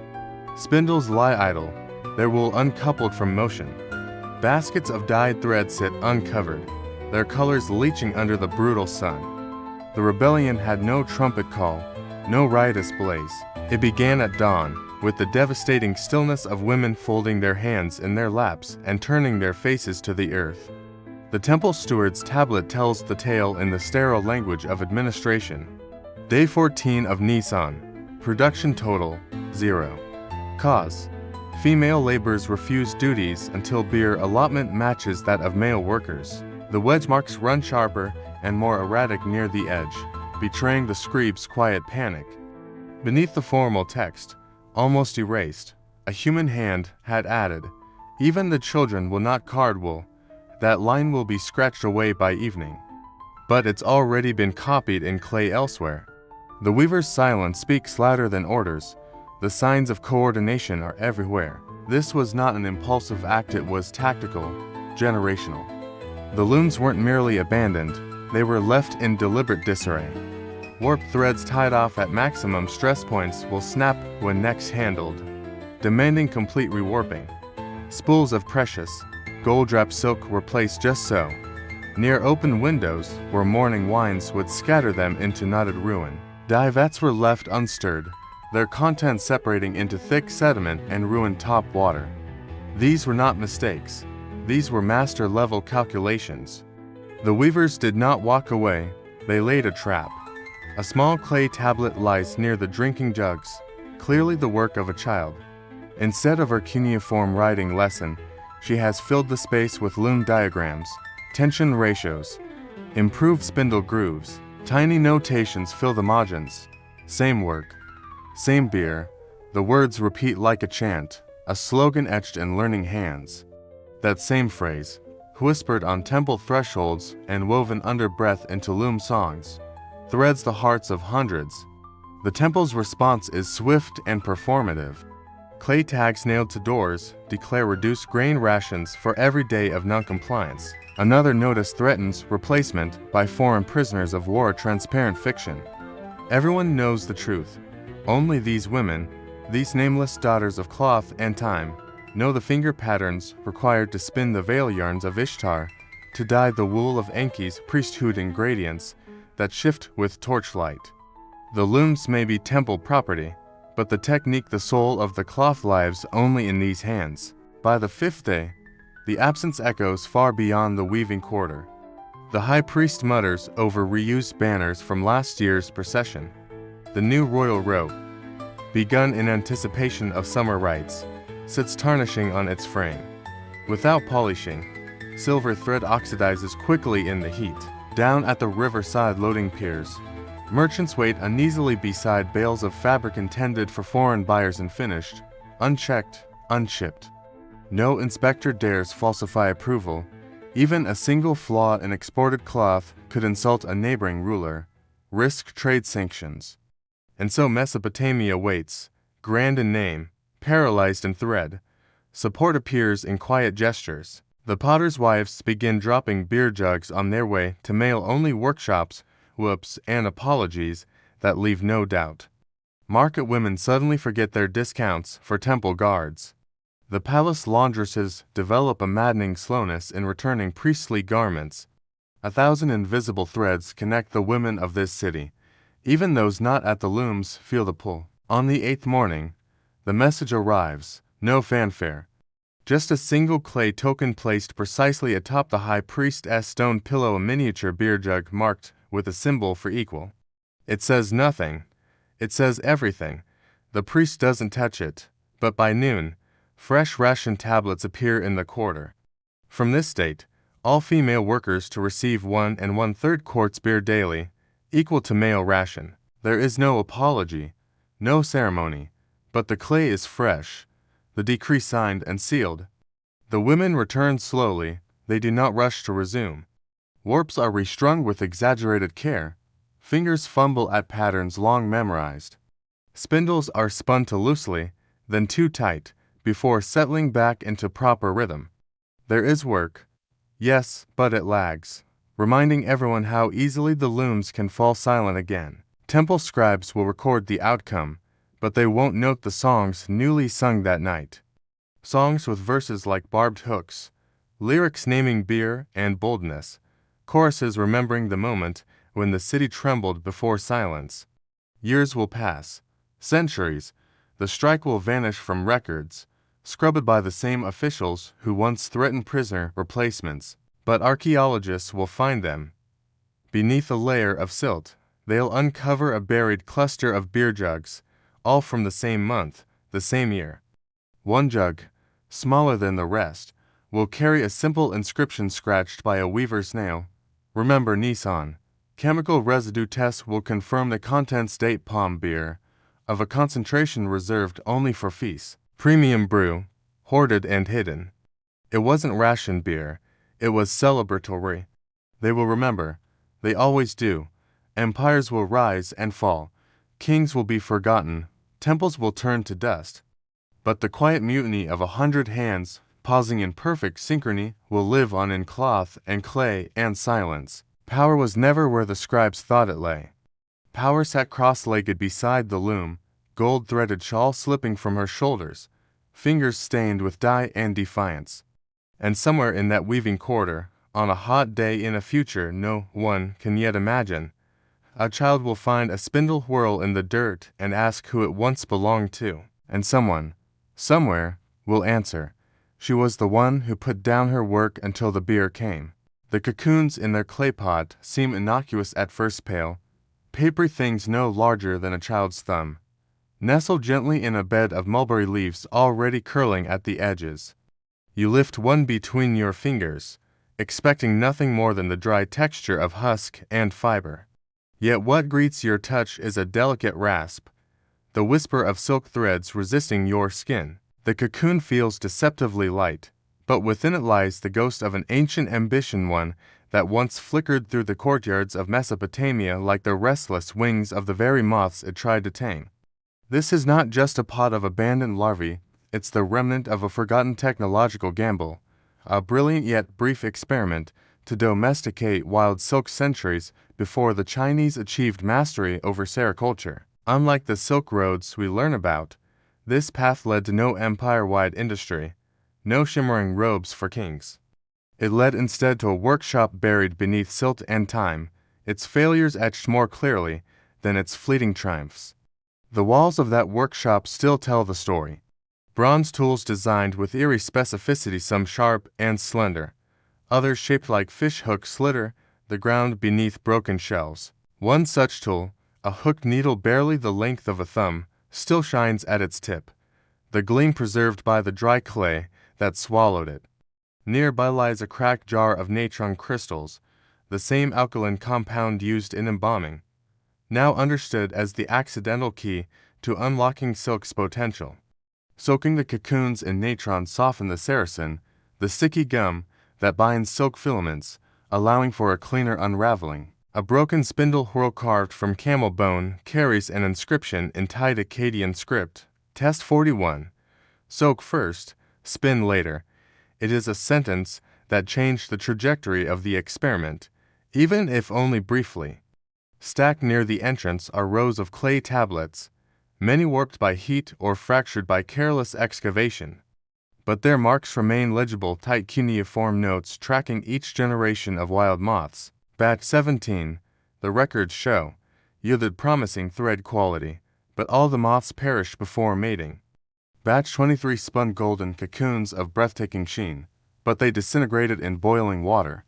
Batch 39 produced silk of remarkable tensile strength, yet the caterpillars chewed through their reed containers and escaped into the workshop. The scribe's handwriting grows increasingly erratic over time, his wedge strokes deeper, sharper, more urgent as though trying to carve success out of failure through sheer will. But the wild moths had their own agenda. Unlike the Chinese bombyx mori, bred over centuries into docile, flightless silk machines, the Anatolian moths selected by Mesopotamian breeders were stubborn, unpredictable. Their larvae thrived only in specific mountain microclimates, their pupation cycles were inconsistent. Even their spinning behaviors defied expectation. Some cocooned early, others refused to spin at all. One generation built its cocoons so densely packed that even modern silk krilling tools fail to extract a single continuous filament. Others refused to spin entirely, instead pupating naked, exposed, their tiny bodies defying every plan mapped out for them in clay and ink. The breeding enclosures themselves, reconstructed from the remains found near the banks of the Tigris, show a surprising level of ingenuity. Clay incubation jars were pierced with ventilation holes, lined with damp reed mats to regulate humidity, and placed near shallow dishes of fermented grain to stabilize temperature. Ledges were built inside to encourage pupation. Even the lighting was controlled. Fragments of mica windows suggest an understanding that light affected the moth's behavior. The scientists of the era, these forgotten weaver alchemists, tried everything, but the wildness would not be bred out.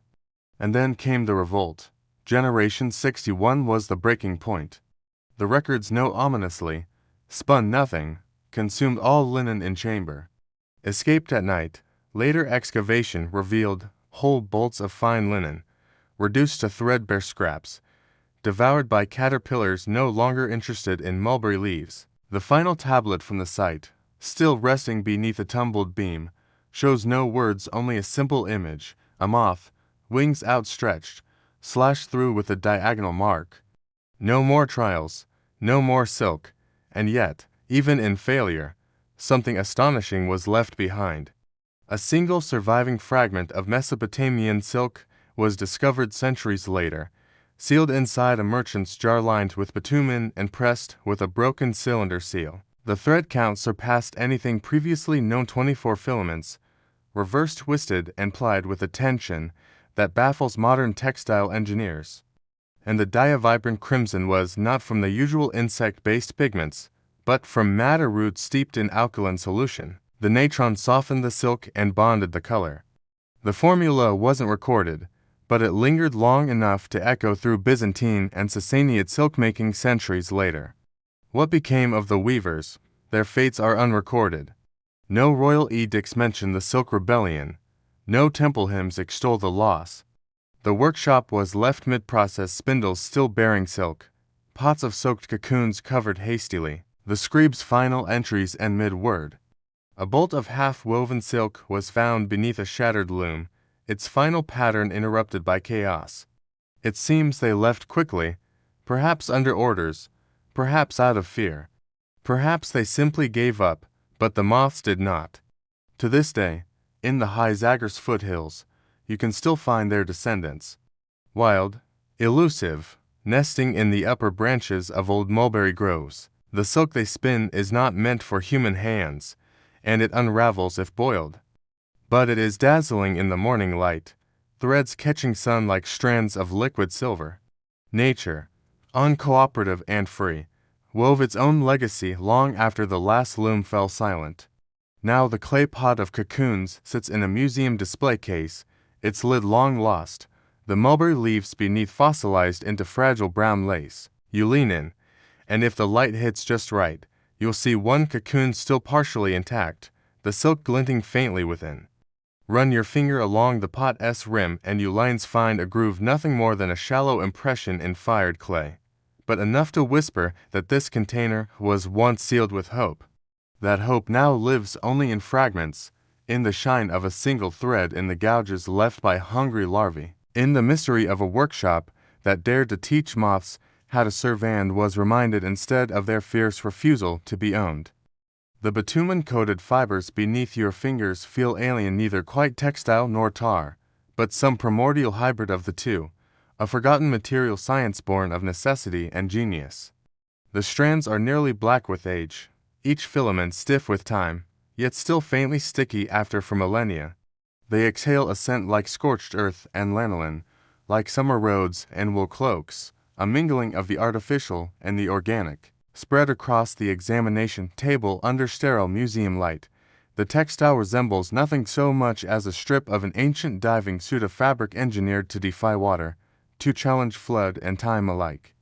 This particular sample was excavated from the outskirts of Shuruppak, the legendary city of flood memory, the city whose name later echoes in the great deluge myths of Gilgamesh and Genesis. The layers of earth that buried this relic tell their own story: flood-swept sediment, scorched debris, and finally, the stillness of abandonment. But it's the tablets recovered nearby that illuminate the purpose behind the cloth. Written in meticulous cuneiform on clay, they detail processes that read more like alchemical recipes than simple weaving instructions. Raw wool was first carded with crushed date pits to increase abrasion, then woven on specially tensioned looms using alternating warp densities. The true transformation came after weaving, immersion after immersion in molten bitumen mixed with sesame oil, pressed deep into the fabric using smooth river stones. This wasn't coating, it was infusion. Each fiber became armor. Under modern testing, the cloth defies expectations. A replica, spun and finished using these ancient instructions, withstands over 300% more hydrostatic pressure than untreated wool before even the first droplet passes through. Its secret lies not in a single feature, but in layers, a dense, compacted weave on the outer surface that repels water, paired with a looser, spongier interior that holds the bitumen in suspension. This dual structure not only prevents seepage, but astonishingly heals itself. Small punctures, when gently warmed, cause the bitumen to soften and flow, closing the hole from within. The ancient weavers had, in effect, created the Bronze Age's version of smart materials. It reframes our understanding of ancient resilience. The great arc of flood mythology, if such a vessel existed, would not have relied on wood and pitch alone. The Genesis account speaks vaguely of pitch within and without, but doesn't explain how such a seal would endure months of rising waters, collisions, decay. Clay reliefs from Assyrian palaces depict reed boats and skin-covered rafts, but those could barely withstand a week on the Tigris. The logical answer, overlooked by storytellers and theologians alike, is here: textiles, not sacred robes or woven banners, but armor for the elements, waterproofed wool stretched over hulls, packed into seams, wrapped around stores of grain and bundles of tools. And it wasn't isolated. Records from temple archives show a recurring surge in production of a particular class of fabric, genie lamb, literally water wool, always appearing in the years just before large-scale floods. These weren't ornamental, they were practical, issued to settlements along rivers, allocated with the same bureaucratic precision as grain rations or sacrificial animals. One ledger from Mari documents the distribution of 600 cubits of heavy wool to riverine villages just 2 months before a documented inundation. The pattern is unmistakable: a civilization not just reacting to disaster, but anticipating it with textile readiness. Bitumen analysis deepens the intrigue. Most samples trace back to the ancient seeps near the town of Hit, long known for asphalt extraction. But others, like the one from Shuruppak, show chemical hints of pine resin, beeswax, and even plant-based oils additives blended into the bitumen to improve flexibility and adhesion. This wasn't brute application, it was formulation. Certain batches had more resin, likely for UV protection, when used in sun-exposed boat hulls.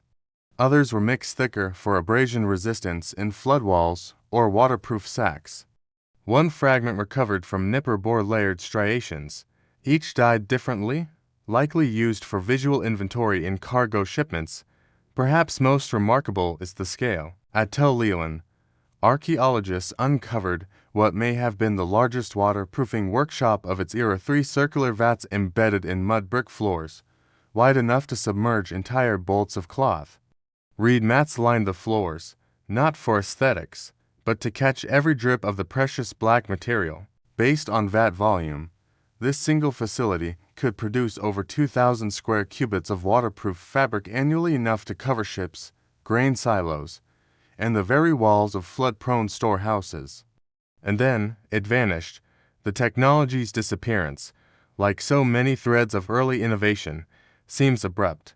Later Babylonian texts simplify waterproofing to raw bitumen smears applied to reeds or brick. By the Persian period, the method survives only in whispers. Herodotus, hearing tales from traders, writes of fleeces spread upon the water to trap gold, likely misinterpreting some remnant of this ancient craft. Climate change likely played its part. As floods grew less frequent, the need for such resilient fabrics waned.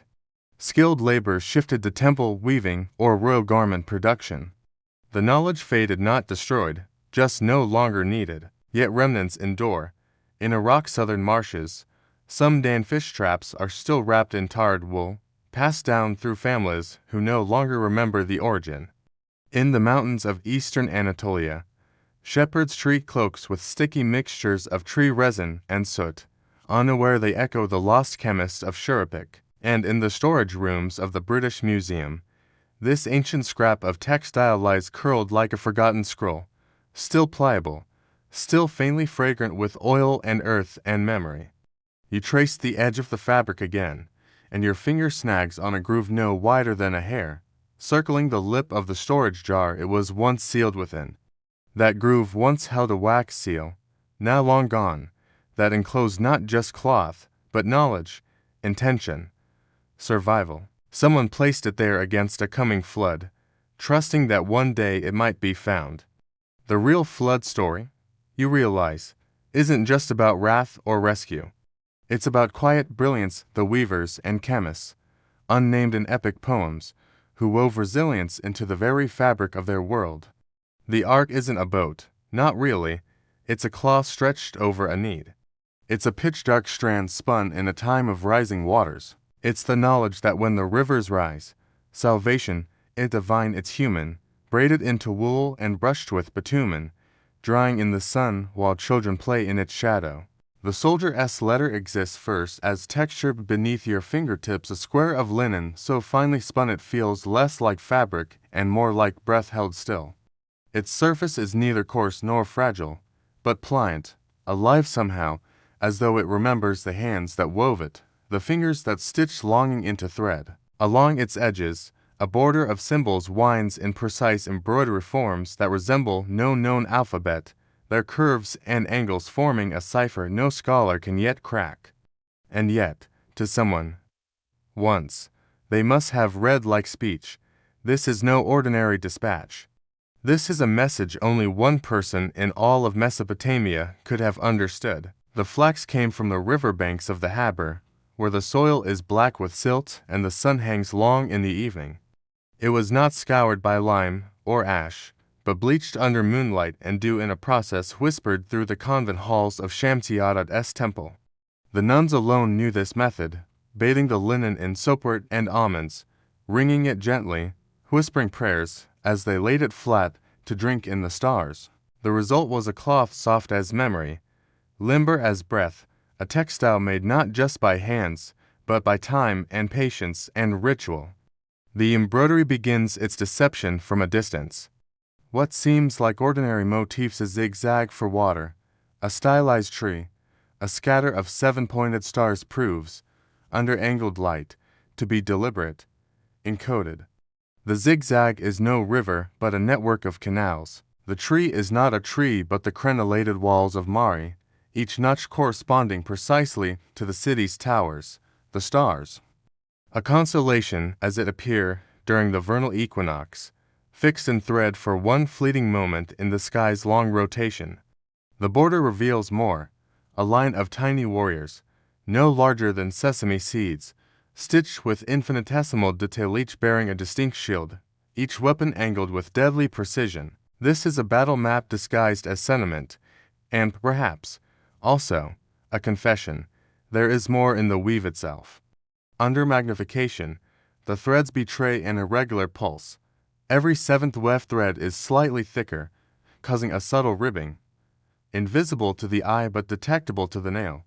Run your fingertip gently across, and you hear it, a soft, sighing chord, like a harp with only one note.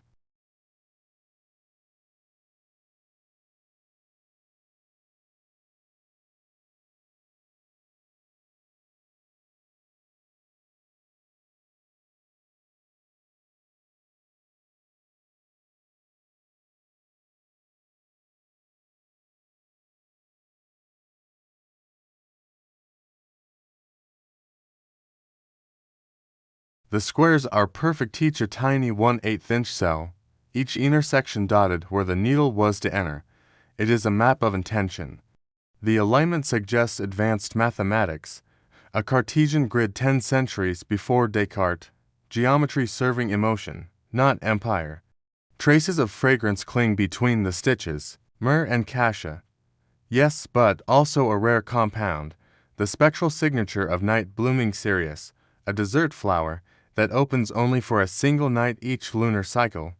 Temple texts speak of moon pressing, a perfumery technique that required petals to steep in sesame oil for 40 nights exactly. This scent was not added lightly, it was meant for memory. A soldier, far from home, may have chosen it not only to please, but to remind, to bring a specific desert night to life on first breath. Turn the cloth over, and the back tells a story as carefully rendered as the front.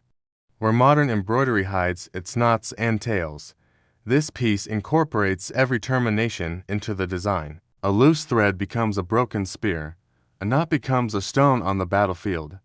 Every flaw is repurposed, every thread serves twice. There's philosophy in this, that nothing is wasted, not even grief. The piece was discovered folded neatly inside a small clay statue of Ishtar.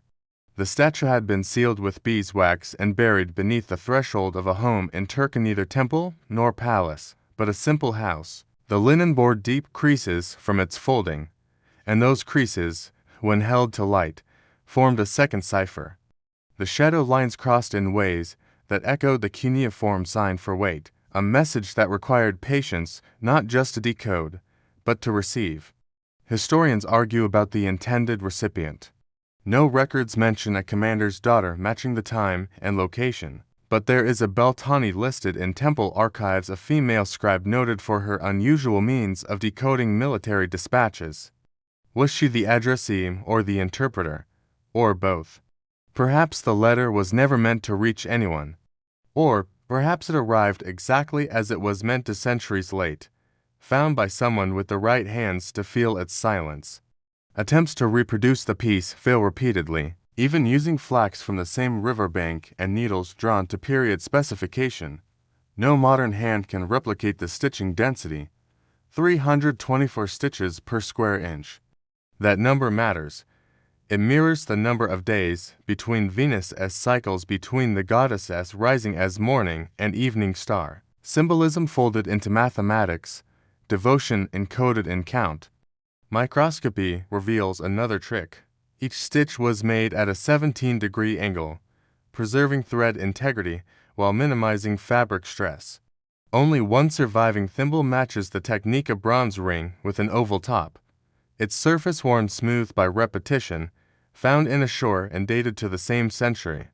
The lower edge contains one final mystery, a swallow in flight, stitched across 5 warped threads in an elevated weave that causes the wings to lift above the cloth's surface. It is meant to be touched, not seen, a tactile signature. The final gesture of a hand that hoped, or remembered, or simply loved. The knot at its tail is so small as to be invisible without lensing, and it has been singed a sealing technique, perhaps, or a farewell. The soldier's name has been lost, his battle forgotten, the enemy unknown, but the cloth remains. In the archive's hush, it seems almost to exhale under your palm, the stars along its edge still fixed, the walls of Mari still standing, the swallow still caught mid-flight. The linen hums with unsaid things, not just strategy or desire, but the sacred act of making. Every hour bent over needle and thread was a rebellion against erasure, a love made visible, tangible, soft enough to hold. Somewhere beyond time, the message endures. It was never just about what was written, it was about the act of writing it in fiber and scent and touch. It was about trusting that someone, someday, might listen with their fingers, might unfold what had been sealed, might find, in warp and weft, a beating heart. The fabric of shame hangs heavy on the debtor's shoulders, its distinctive weave immediately recognizable to every merchant in the bustling marketplace.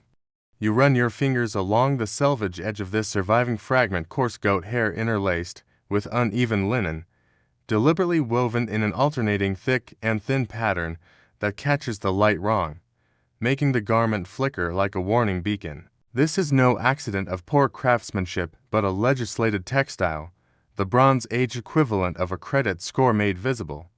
The so-called bankruptcy cloth, as modern scholars have come to name it, was mandated by Hammurabi's code for those who defaulted on debts. Its humiliating texture and unmistakable appearance ensured that no debtor could pretend their financial ruin was a matter of public record. The weave itself is a masterpiece of engineered discomfort.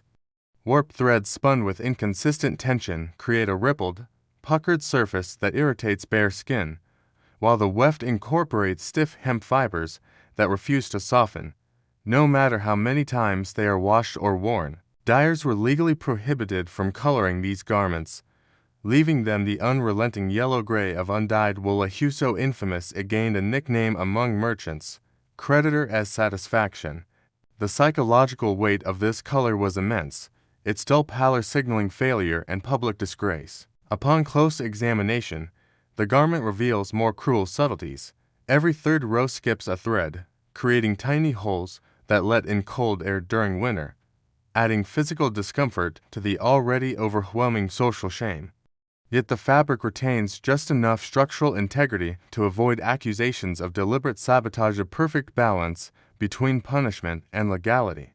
Debtors were not simply issued these garments, they had to weave them themselves, under watchful supervision. As part of their restitution, this mandated labor added insult to injury. Excavated workshops in Sippar and Larsa contain looms with unique notched beams designed solely for producing this specific, punitive weave. Surviving clay tokens from these facilities, displayed to distinct marks. One is a stylized loom, denoting rental of the equipment, and the other is a cuneiform sign meaning witnessed, stamped by an official tasked with certifying the cloth's authenticity. The weaving process typically took 40 days, not coincidentally echoing the purification period observed in other legal and religious rituals. The act became a form of penitence, each over-under motion of the shuttle a tactile lesson in failure. Marketplace etiquette evolved to accommodate and weaponize the existence of bankruptcy cloth. A spice merchant might suddenly develop poor eyesight when a debtor approached, bending to inspect his own fingernails, or become engrossed in a blemish on a melon rather than acknowledge the presence of shame incarnate. Children created counting games around them, tallying how many thin thicks their slang for debtors, drawn from the fabric's pattern, fetched water at the public fountain. One particularly bitter scribe in Nipper noted with irritation that even stray dogs barked more aggressively at those clad in the telltale cloth, as if society's scorn extended even to its animals. The psychological sophistication of the system is evident in its design. Bankruptcy garments were never patched in the traditional sense. Instead, new sections had to be woven directly into the deteriorating tunic, often at odd angles or with thread slightly off color, creating a visual patchwork that grew more chaotic with each repair. In this way, a debtor's financial failures became a living document, a wearable scroll of ruin. One especially tragic case from Muir recounts a debtor whose tunic featured 11 distinct repair panels by the time he ended his life in the Euphrates. His widow petitioned the temple to allow the garment to be cremated with his body. Her request was denied. The cloth, now considered temple property, was cut into tally strips for offering records, and yet, these shameful textiles now rank among the most intensely studied artifacts of Mesopotamian material culture. Their very durability intended to withstand the rigors of years of humiliating wear makes them perfect candidates for modern analysis. Close inspection with imaging technology reveals hidden forms of resistance. Some debtors lined their tunics with stolen scraps of soft linen to reduce chafing. Others rubbed ochre or powdered ash into the fibers in attempts to alter the cloth's color and reduce its recognizability. One especially creative individual in Nipper embroidered minuscule profit-and loss calculations along his hem, visible only with magnification, a silent act of defiance against the system that branded him. The implications of bankruptcy cloth extended beyond clothing. Debtors' homes were required to display a door hanging made of similar weave, its loose structure designed to allow creditors to peer inside at will. Marriage contracts from the period often contained clauses stimulating automatic divorce if one spouse became a thin thick, although records indicate these were rarely enforced unless financial ruin became irreversible. Even the afterlife was not exempt. Several pauper graves in the cemetery of Ur contained skeletons wrapped in bankruptcy cloth, their burial shrouds carrying the stain of dishonor to the very end. The decline of this system came not from reform, but from market exploitation. As maritime trade expanded and the economy diversified, savvy merchants began to see utility where others saw disgrace. Bankrupt laborers were willing to work for drastically reduced wages. Entire warehouses along the Euphrates were soon staffed by thin, thicks weaving standard textiles for trade, their punishment garments concealed beneath aprons or work robes. Slowly, the stigma eroded. By the time of the Kassite dynasty, the once infamous weave had become normalized, absorbed into everyday production. The pattern that once screamed failure became just another cloth, referred to in ledgers as merchant's muslin. Today, only one known specimen of true bankruptcy cloth survives. It rests in a glass case in the Louvre's Mesopotamian wing, protected by climate control and a velvet rope. Museum placards explain its origin and use in precise French and English. Most visitors pass it quickly, drawn to the more glamorous relics of empire, the winged bulls, the carved steles, the golden head pieces. But to the attuned eye, this scrap of coarse, chafing fiber is perhaps the most honest artifact of all. It whispers not of kings or gods, but of failure made visible, of systems designed to crush and then co-opt the crushed. The warp and weft still hum beneath the glass. Over under, a rhythm more eternal than empire. The story of debt is always stitched into the margins. All you need to do is look closely enough to feel the weight of the thread. The eclipse begins with a single thread snapping. You stand in the dim inner sanctum of the Na temple at Ur, the air heavy with hushed anticipation, watching as the high priest runs his fingertips along the sacred tapestry, a colossal depiction of the moon god's journey through the heavens. It is woven from wool so extraordinarily refined that each figure, each star, crescent, and lunar halo seems to hover just above the fabric, suspended in midair. The room's hush is broken only by the faint tremor of that solitary thread, barely visible against the deep blue expanse. As the priest plucks it free, the sound is near silent, but it readies the chamber for what follows. This is no accidental tear. The tapestry was designed with intent. The silk thin point of failure is precisely placed so that under the strain of shifting celestial alignments, it will yield. Centuries of priestly refinement have turned this woven artifact into a sacred early warning mechanism, transforming textiles into prophetic instruments. Outside, light is draining. What begins as a gray twilight thickens into an unnatural gloom. The high priest's assistant gently lifts a bronze lamp, carrying golden illumination over the tapestry's surface. As the eclipse intensifies, the tapestry's visual behavior changes dramatically. The dyes painstakingly ground from lapis lazuli and crushed freshwater pearls begin to shift in color, responding chemically to drops in ultraviolet light and atmospheric pressure. The once steady midnight blue of the heavens begins to gleam jade green.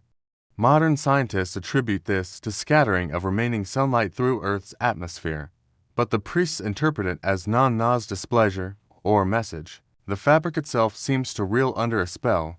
Constellations ripple like reflections moving across water, an effect born of a complex weave that responds to shifts in humidity and tension. In this moment, the tapestry is not passive, it is an active medium, translating cosmic events into living texture. Suspended beneath the main textile, another layer, a meticulously crafted net of linen threads interwoven with hundreds of tiny bronze weights. The weights vary slightly in mass and follow an orchestrated pattern. As totality approaches, silent motion begins. Each tiny weight swings with increasing synchronicity, their rhythmic arcs tracing geometric arrays in a layer of fine dust sprinkled across the flagstone floor. From the gallery above, priests kneel and watch, noting how each elliptical swing mirrors the star-carved seals hanging on the temple walls. Their eyes trained, they trace patterns that echo oracle bone diagrams and ancient trust charters. The precision is staggering, thread length calibrated to the lunar cycle, not placement tested by temple artisans, fiber twist engineered to amplify gravitational effects. This is not superstition, it is apogee engineering. When the priests pause their chants, they reach not for incense or sacrificial blades, but for ritual tools of a different sort, patches of cloth, spools of silk and wool in precise hues, tiny threading hooks. With incense smoke swirling around them, they begin repairs in real time. As the tapestry morphs, they respond. A fissure runs through the Pleiades cluster. A patch of gold-wrapped silk is stitched into place, restoring the celestial band. A sag where the dragon constellation droops is reinforced with thick, midnight black wool. Each repair is deliberate, symbolic but also encoded. They are weaving astronomical records into the cloth itself. The ritual is both practical and mystical. As the cosmos shifts, they repair it and, in doing so, align their world with the divine. This practice was not unique to Ur. Modern researchers have uncovered similarly reactive eclipse tapestries in cities across Lorestan and central Babylon. Scientific analysis reveals usage of electromagnetic and thermal properties. Magnetite spun wool grains of iron or twisted into the yarn shifts its reflectivity as the eclipse progresses. Silk threads generate measurable static charges under sudden drops in electric field. Many of these tapestries incorporate double weave techniques, a secondary layer beneath the visible one, allowing areas to become momentarily translucent, simulating distant stars blinking out. The most elaborate, the famed dragon tapestry at Babylon, includes thermochromatic dyes embedded lipid compounds that shift hue when temperature drops by only a few degrees, making the dragon image appear to writhe and slither across the cloth. After total darkness passes, the ritual moves into another phase, documentation. Over the following days, the tapestry is studied in daylight, its repaired areas now permanent markers of the eclipse's physical impact. The gold silk inscribed in the sky cluster darkens to dull bronze. The reinforced dragon region resists fading, while the original weave bleaches subtly in sunlight. On clay tablets, the priests record these observations in cuneiform, noting the timing, third hour of totality, and precise location of repair. These entries become part of a living archive, an unconventional astronomical chronicle. Modern astrophysicists have cross-referenced these tablets with archaeological datings and have pinpointed past solar eclipses within hours. The tapestry wasn't mere ritual, it was data. As you step away from the chamber, heading toward the outer courtyard, sunlight has finally returned to the city. A junior priest kneels by the linen pendulum net, gently sweeping up dust grooves traced by the bronze weights. The particles are collected in a small clay vessel and labeled. Later, they will be pressed between linen layers, sealed, and stored alongside the temple's eclipse tablets, once again treated as sacred relics. Until the next epidemic or drought, they will sit in silence, waiting. Walking away, you feel the tapestry's echoes in everything, the tremor of thread, the vibration of woven textures, the slow lull of memory encoded in repair.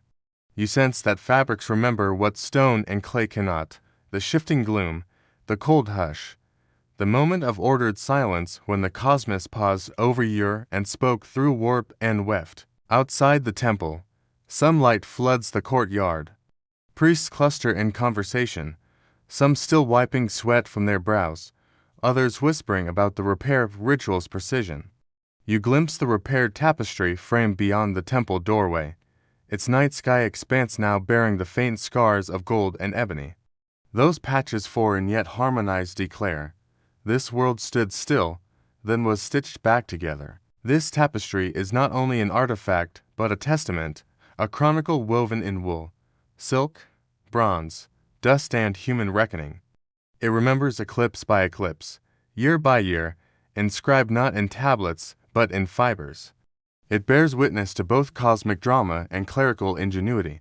In the hush of the temple, the presence of thread still humming with a line tension feels more sacred than carved stone idols. The message lingers, that through craft, observation, ritual, and repair, humans translated moments of cosmic upheaval into threads we still follow today. The collapse begins quietly, with the sort of imperceptible unraveling that a single missing ledger line can hint at a day's unpaid wages, a loom left unstarted, a dust-coated spindle forgotten. You stand in a nearly deserted workshop on the outskirts of Ur, where the stale scent of raw wool and sesame oil still hangs in the air despite the silence. The daylight filters through cracked clay walls, illuminating abandoned loom frames, scattered baskets of thread, and the faint remnants of dye stains that once brightened the floor. It is here beneath a pile of clay loom weights that your fingers brush against something extraordinary and defiant. Tiny linen packets, each no larger than a fingernail, carefully stitched, closed, and tucked in hidden recesses embedded in wall plaster, concealed under floor tiles, and press buried within crumbling mud brick benches. Each packet contains 3 or 4 seeds, kernels of emmer wheat, hardy grains of barley, and strands of flax long thought extinct, trapped in thread and sealed with beeswax. These seeds are not relics, they are silent testaments to hope meticulously hidden within the fabric of daily existence, waiting patiently for a future harvest. Taken together, these modest bundles reveal a plan born of necessity. In the spinning corner where wooden spindles once turned endlessly, most packets contain flax seeds, the raw material for fiber, and linseed oil, both vital for clothing and lamps. By the dyeing vats now etched with purple and yellow from woad and madder, bundles of dye seeds lay beside the remnants of vats, ensuring color would return even if imperial supply chains collapsed. In the children's practice area where young apprentices learned hemlines and warp tension like sweet barley kernels, chosen both for their taste and for their role as small rewards during hunger. Altogether, over 60 species of plants and herbs have been identified. Grain staples, fragrant culinary herbs, medicinal flora, all chosen for their resilience, their ability to thrive despite drought or degraded soil. The hiding methods themselves speak to ingenious adaptation. Seeds were sometimes slid into cavities of kill-fired loom weights, hollow spheres molded before ceramic firing, protecting them from insects and humidity. Others were threaded onto tiny wool necklaces, knotted at intervals so that packs could be discreetly removed or slipped on, all while under a weaver's apron. Perhaps most elaborate were pockets sewn into ceremonial textiles hung in a temple gallery. Looters stripped off ornate gold weavings, never noticing the seed pouches sewn into the hidden linen lining, a secure stew of future potential. Technical analysis confirms the seeds were preserved with skill. Their linen wrappers came from masterfully retted fibers designed for mold resistance. Round seeds like chickpea were wrapped with spiral wool to allow air flow. Flatter emmer strands lay between felt sheets for insulation. Traces of cedar oil, thyme, and rosemary, materials likely borrowed from embalming recipes, were found in the fibers, providing antiseptic protection. Microscopic stitches cradle seeds so delicately that conservator Maria Belham described them as stitch-cradled capsules of rebirth. These were not secret stashes, they were tender pledges of survival.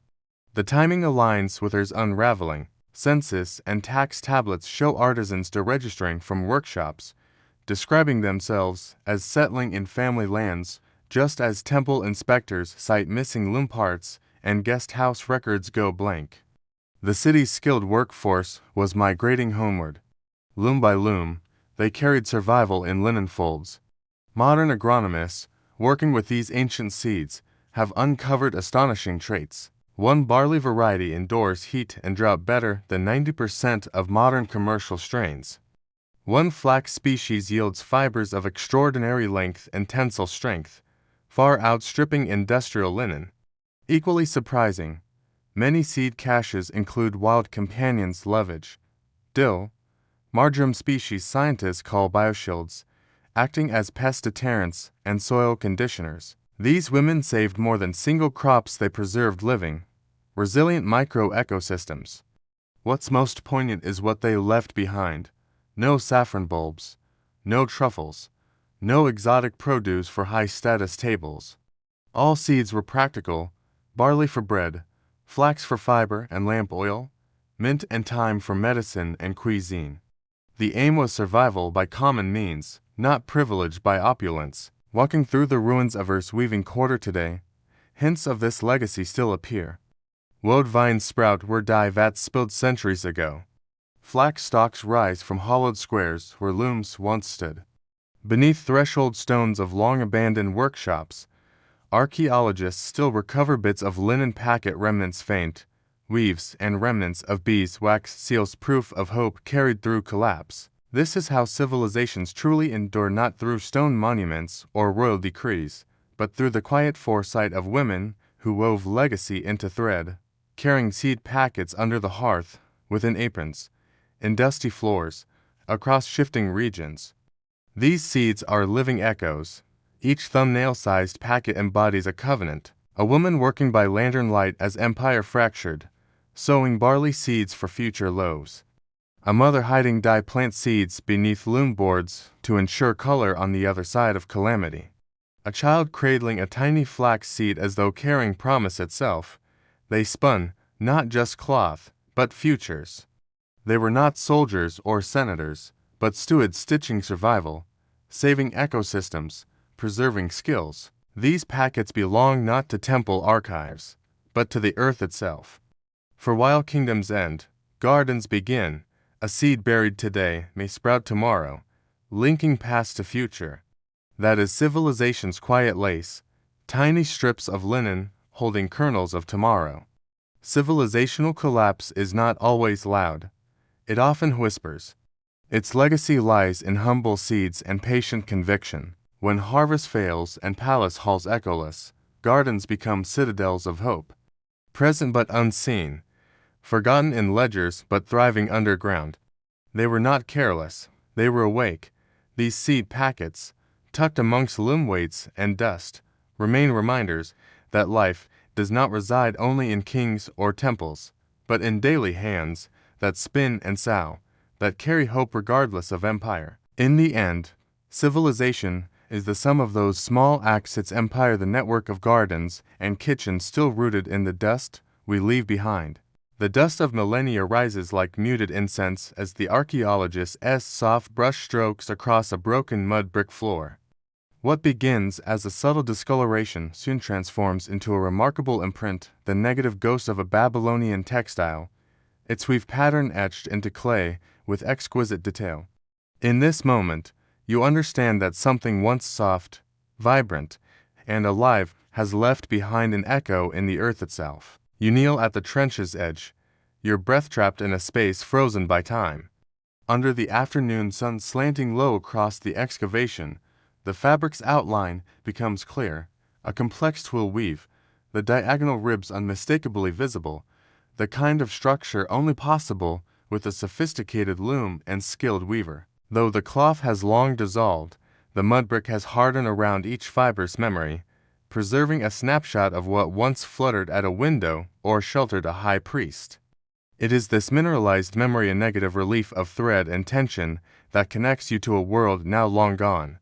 The archaeological site hums with concentrated activity. Across the trench, one researcher points a small handheld spectrometer at the brick's surface. The device reads faint traces of matter-dyed pigment, invisible to bare eyes. Further along, another specialist uses 3D photogrammetry to reconstruct how the fabric once draped a denser impression near where a window would have softened the weave. But the simplest technique proves the most delicate. A sheet of archival-grade gelatin is pressed against the clay, lifting invisible fiber fragments. Held to the light, the translucent film reveals hundreds of microscopic cross-sections, oval goat's hair, flat flax ribbons, and even the rare hexagonal cross-section of wild silk thread that must have arrived via Anatolian trade routes. These textile ghosts are not confined to this layer. At Nimrud, archaeologists recently uncovered the warpanned weft pattern of a tunic within a bronze chest, its verdigris corrosion echoing precisely where threads once lay flesh against metal.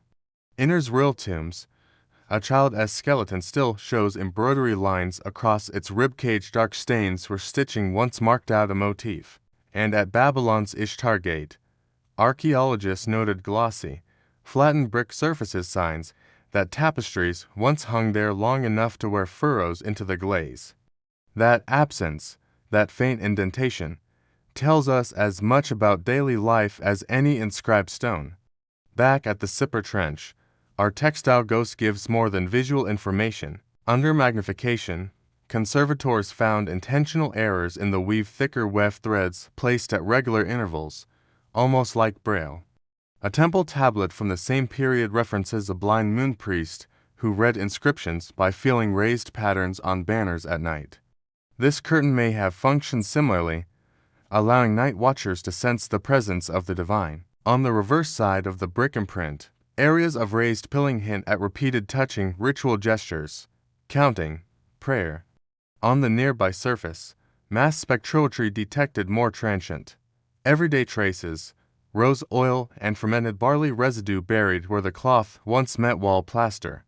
These chemical remnants suggest that curtains might have been lightly scented to welcome guests or to drive away insects during heat. One salt crystal deposit marks the spot where a cook, hands damp from washing, briefly touched the curtain. Copper oxidation where a hairpin rested indicates someone drawing the fabric aside. These are tiny gestures of human life, preserved only because cotton and wool once pressed against soft, damp brick, setting into its surface. The story deepens in cross-layer analysis. Lower strata reveal simple tabby weaves basic over-under patterns with coarse, uneven threads. Later, we see complex patterns requiring 4 to 6 heddle frames. Just before the city's final abandonment, there is a swift simplification. Fabrics woven from coarse wool linen blends, patched, mended, repaired time and again. They're utilitarian, woven not for ceremony, but for warmth and practicality. Scholars speculate this shift reflects political collapse. As resources dwindled, so did decorative complexity. Civilization's unraveling is woven into that pattern decline. As day transitions to evening, the team carefully covers the exposed surface with sterile geotextile blankets, an ironic echo of ancient fabric preservation. A specialist sets up a blue light laser scanner that causes every fiber impression, every microfissure in the clay, to glow like star fields. For one sacred hour, the Babylonian curtain lives again, illuminated in modern light and reconstructed in digital detail. When you exit the site at dusk, shadows stretch between mud brick walls. You pause, seeing impressions everywhere.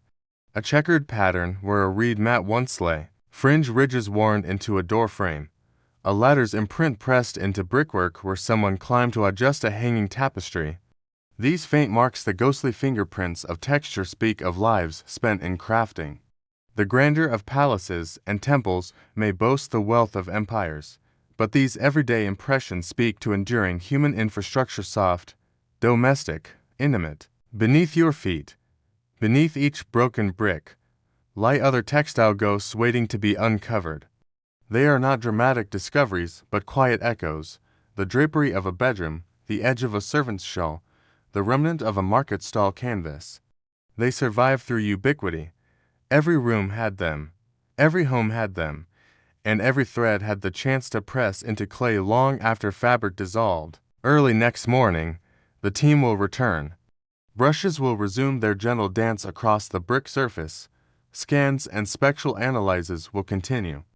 But what they seek may not be gold, nor relics of war, but carpets of human life, patterns of resilience, the weave of daily civilization. Because at the core, these textile ghosts woven into memory and absence speak of ordinary hands shaping ordinary lives. They are not dead. They are articulate. They are the silent companions of clay, mud, bone, and fire. In the hush of the tomb, in the emptiness of a courtyard at midday, they whisper civilization in threads and shades. They remind us that society is not only built in stone, but lovingly woven in fiber, absorbed into mud and whispered in absence. And as you walk back under the setting sun, you carry that whisper with you, that history is not only what is recorded, but what is pressed into the ground when the record fades. The fabric of a people can survive through its ghost impressions if we only learn to listen between the lines of clay. The last loom of Mesopotamia falls silent at dusk, its final thread cut not with ceremony, but with the quiet exhaustion of a weaver who no longer remembers why she weaves. You stand in the dying light of the empty workshop, where the golden rays stretch long and low across earthen floors worn smooth by centuries of bare feet. The walls, made of sun-baked clay and straw, glow faintly in the evening light, and each shadow seems to carry a memory. The air is hushed, but not empty. It holds the ghosts of rhythm, the soft patter of thread pulled taut, the muffled thud of a shuttle thrown across warp, and the steady breath of women who once worked here in silence and song. You watch as the last beam of sun catches on the wooden shuttle, which still cradles a length of deep blue wool, spun so finely it seems to shimmer even in stillness. The spindle whirl, small and round, rests near the edge of a bench, gently rocking in the breeze that seeps through the cracked frame of a broken window, like a pendulum counting down the end of an era. This moment holds the weight of forgotten lifetimes, generations folded into threads that once ran tight across this room. Civilizations do not always fall to fire or sword. More often, they fade with the quiet dismissal of daily acts deemed humble to preserve. The loom remains standing, its frame proud but motionless, yet the knowledge that animated it, the exact tension applied by thumb and forefinger, the wrists flicked to guide the shuttle in one smooth arc. The coordination of breath with the rise and fall of heddles now begins its descent into silence. No scroll records the specific hum of fingers brushing fibers. No stone tablet documents the steady muscle memory of a master spinner. And so the wisdom seeps into earth and dust, leaving behind only artifacts that cannot speak unless listened to with care. The workshop itself is a reliquary of gesture and touch. As your fingertips trace the worn grooves along the clay walls, You discover where generations of weavers leaned in, pressing their weight as they adjusted tension or rested in quiet fatigue. These indentations, barely visible, are more intimate than any inscription, each one a fingerprint shaped by labor and time. Beneath your feet the stone floor bears shallow bowls worn into permanence where dyers once crouched, knees folded, stirring hot vats of crushed flowers and minerals, binding color to cloth with patience known only to those who work without rush. Even the very air clings to memory. The faint bite of metallic dye residue still lingers in the corners, mingling with the dry sweetness of ancient flax fibers, the earthy tang of wool once soaked in lanolin. These are not ghosts in the traditional sense, they are echoes, lingering sensations that refuse to fade. Your gaze drifts to the loom's final task, left unfinished mid-breath. The warped threads dangle loosely, unanchored. The weft, meticulously patterned until the seventh diamond row, halts in a frayed end, bitten through rather than cut, as if the weaver, overcome by some wordless grief or sudden fatigue, had no hands left to finish. A small basket lies tucked beneath the loom's frame, holding the last spun balls of wool. Their colors, though dimmed by dust and time, still bear the signature palette of this workshop. Madder red twined with threads of golden saffron, a sunset blend mixed so often it became tradition. The spinning wheel nearby stands paused in eternal mid-turn, a curl of flax trailing behind it like a tendril of thought not quite concluded, a breath left half-drawn. Archaeology, with its quiet rigor, now enters to make sense of what was lost. Analysis of pollen found embedded in the earthen floor reveals an unusually high concentration of spring flowers, blooms likely gathered for a seasonal ceremony that never occurred. The loom weights, rusted and split, still carry traces of salt embedded deep in their surface residue from palms pressed hard in endless hours of work. The wool's fiber signature points to sheep once pastured on lands now turned dry and cracked, the water table fallen, the soil stiffening into dust. A life was lived here, not once, but hundreds of times, and now it must be pieced together from what was accidentally preserved. Near the edge of the room, something protrudes from a pile of straw, a small square of cloth, uneven and clumsily stitched. An apprentice's practice swatch. Its loops are too tight in places, the weft uneven, yet each imperfection marks a stage of learning, mending, unraveling, reweaving. It is humble, but it endures, speaking more clearly than clay inscriptions about the soul of craftsmanship. In that cloth lies the memory of teaching passed from hand to hand, of errors forgiven and redone, of quiet patience and the discipline of repetition. It was likely never meant to be seen beyond these walls, and yet, of all things, it remains. As the moon rises and spills silver across the floor, the abandoned tools take on the air of sculpture. The warping board leans against the wall like a ladder to a vanished sky, its pegs casting long, mathematical shadows that seem to echo the hours once counted on the sundial. The distaff rests nearby, leaning at the same angle as the ceremonial stairs of distant ziggurats, and architectural rhyme between weaving and worship. These tools, skeletal and silent, seem to stand in vigil now, guardians of an art surrendered not by violence, but by forgetfulness. They have become monuments in their stillness. Dawn will come, inevitably. The dust will rise and settle again, a soft covering over the motionless loom. The threads, vibrant once, will fade to the color of soil, as moisture leaches away their spirit. But here, in the hush between day and night, something remains. A presence not of people, but of process, of attention paid to every strand, of a rhythm once kept between fingers and breath. The workshop hums, not with sound, but with memory. This is not the final chapter. It is the beginning of a long, stretching silence, one that thickens with every heartbeat, every century that passes without a hand returning to the loom. The civilization that was once Mesopotamia does not collapse in fire, but unravels, one quiet thread at a time. The pattern loosens, yet it is not lost.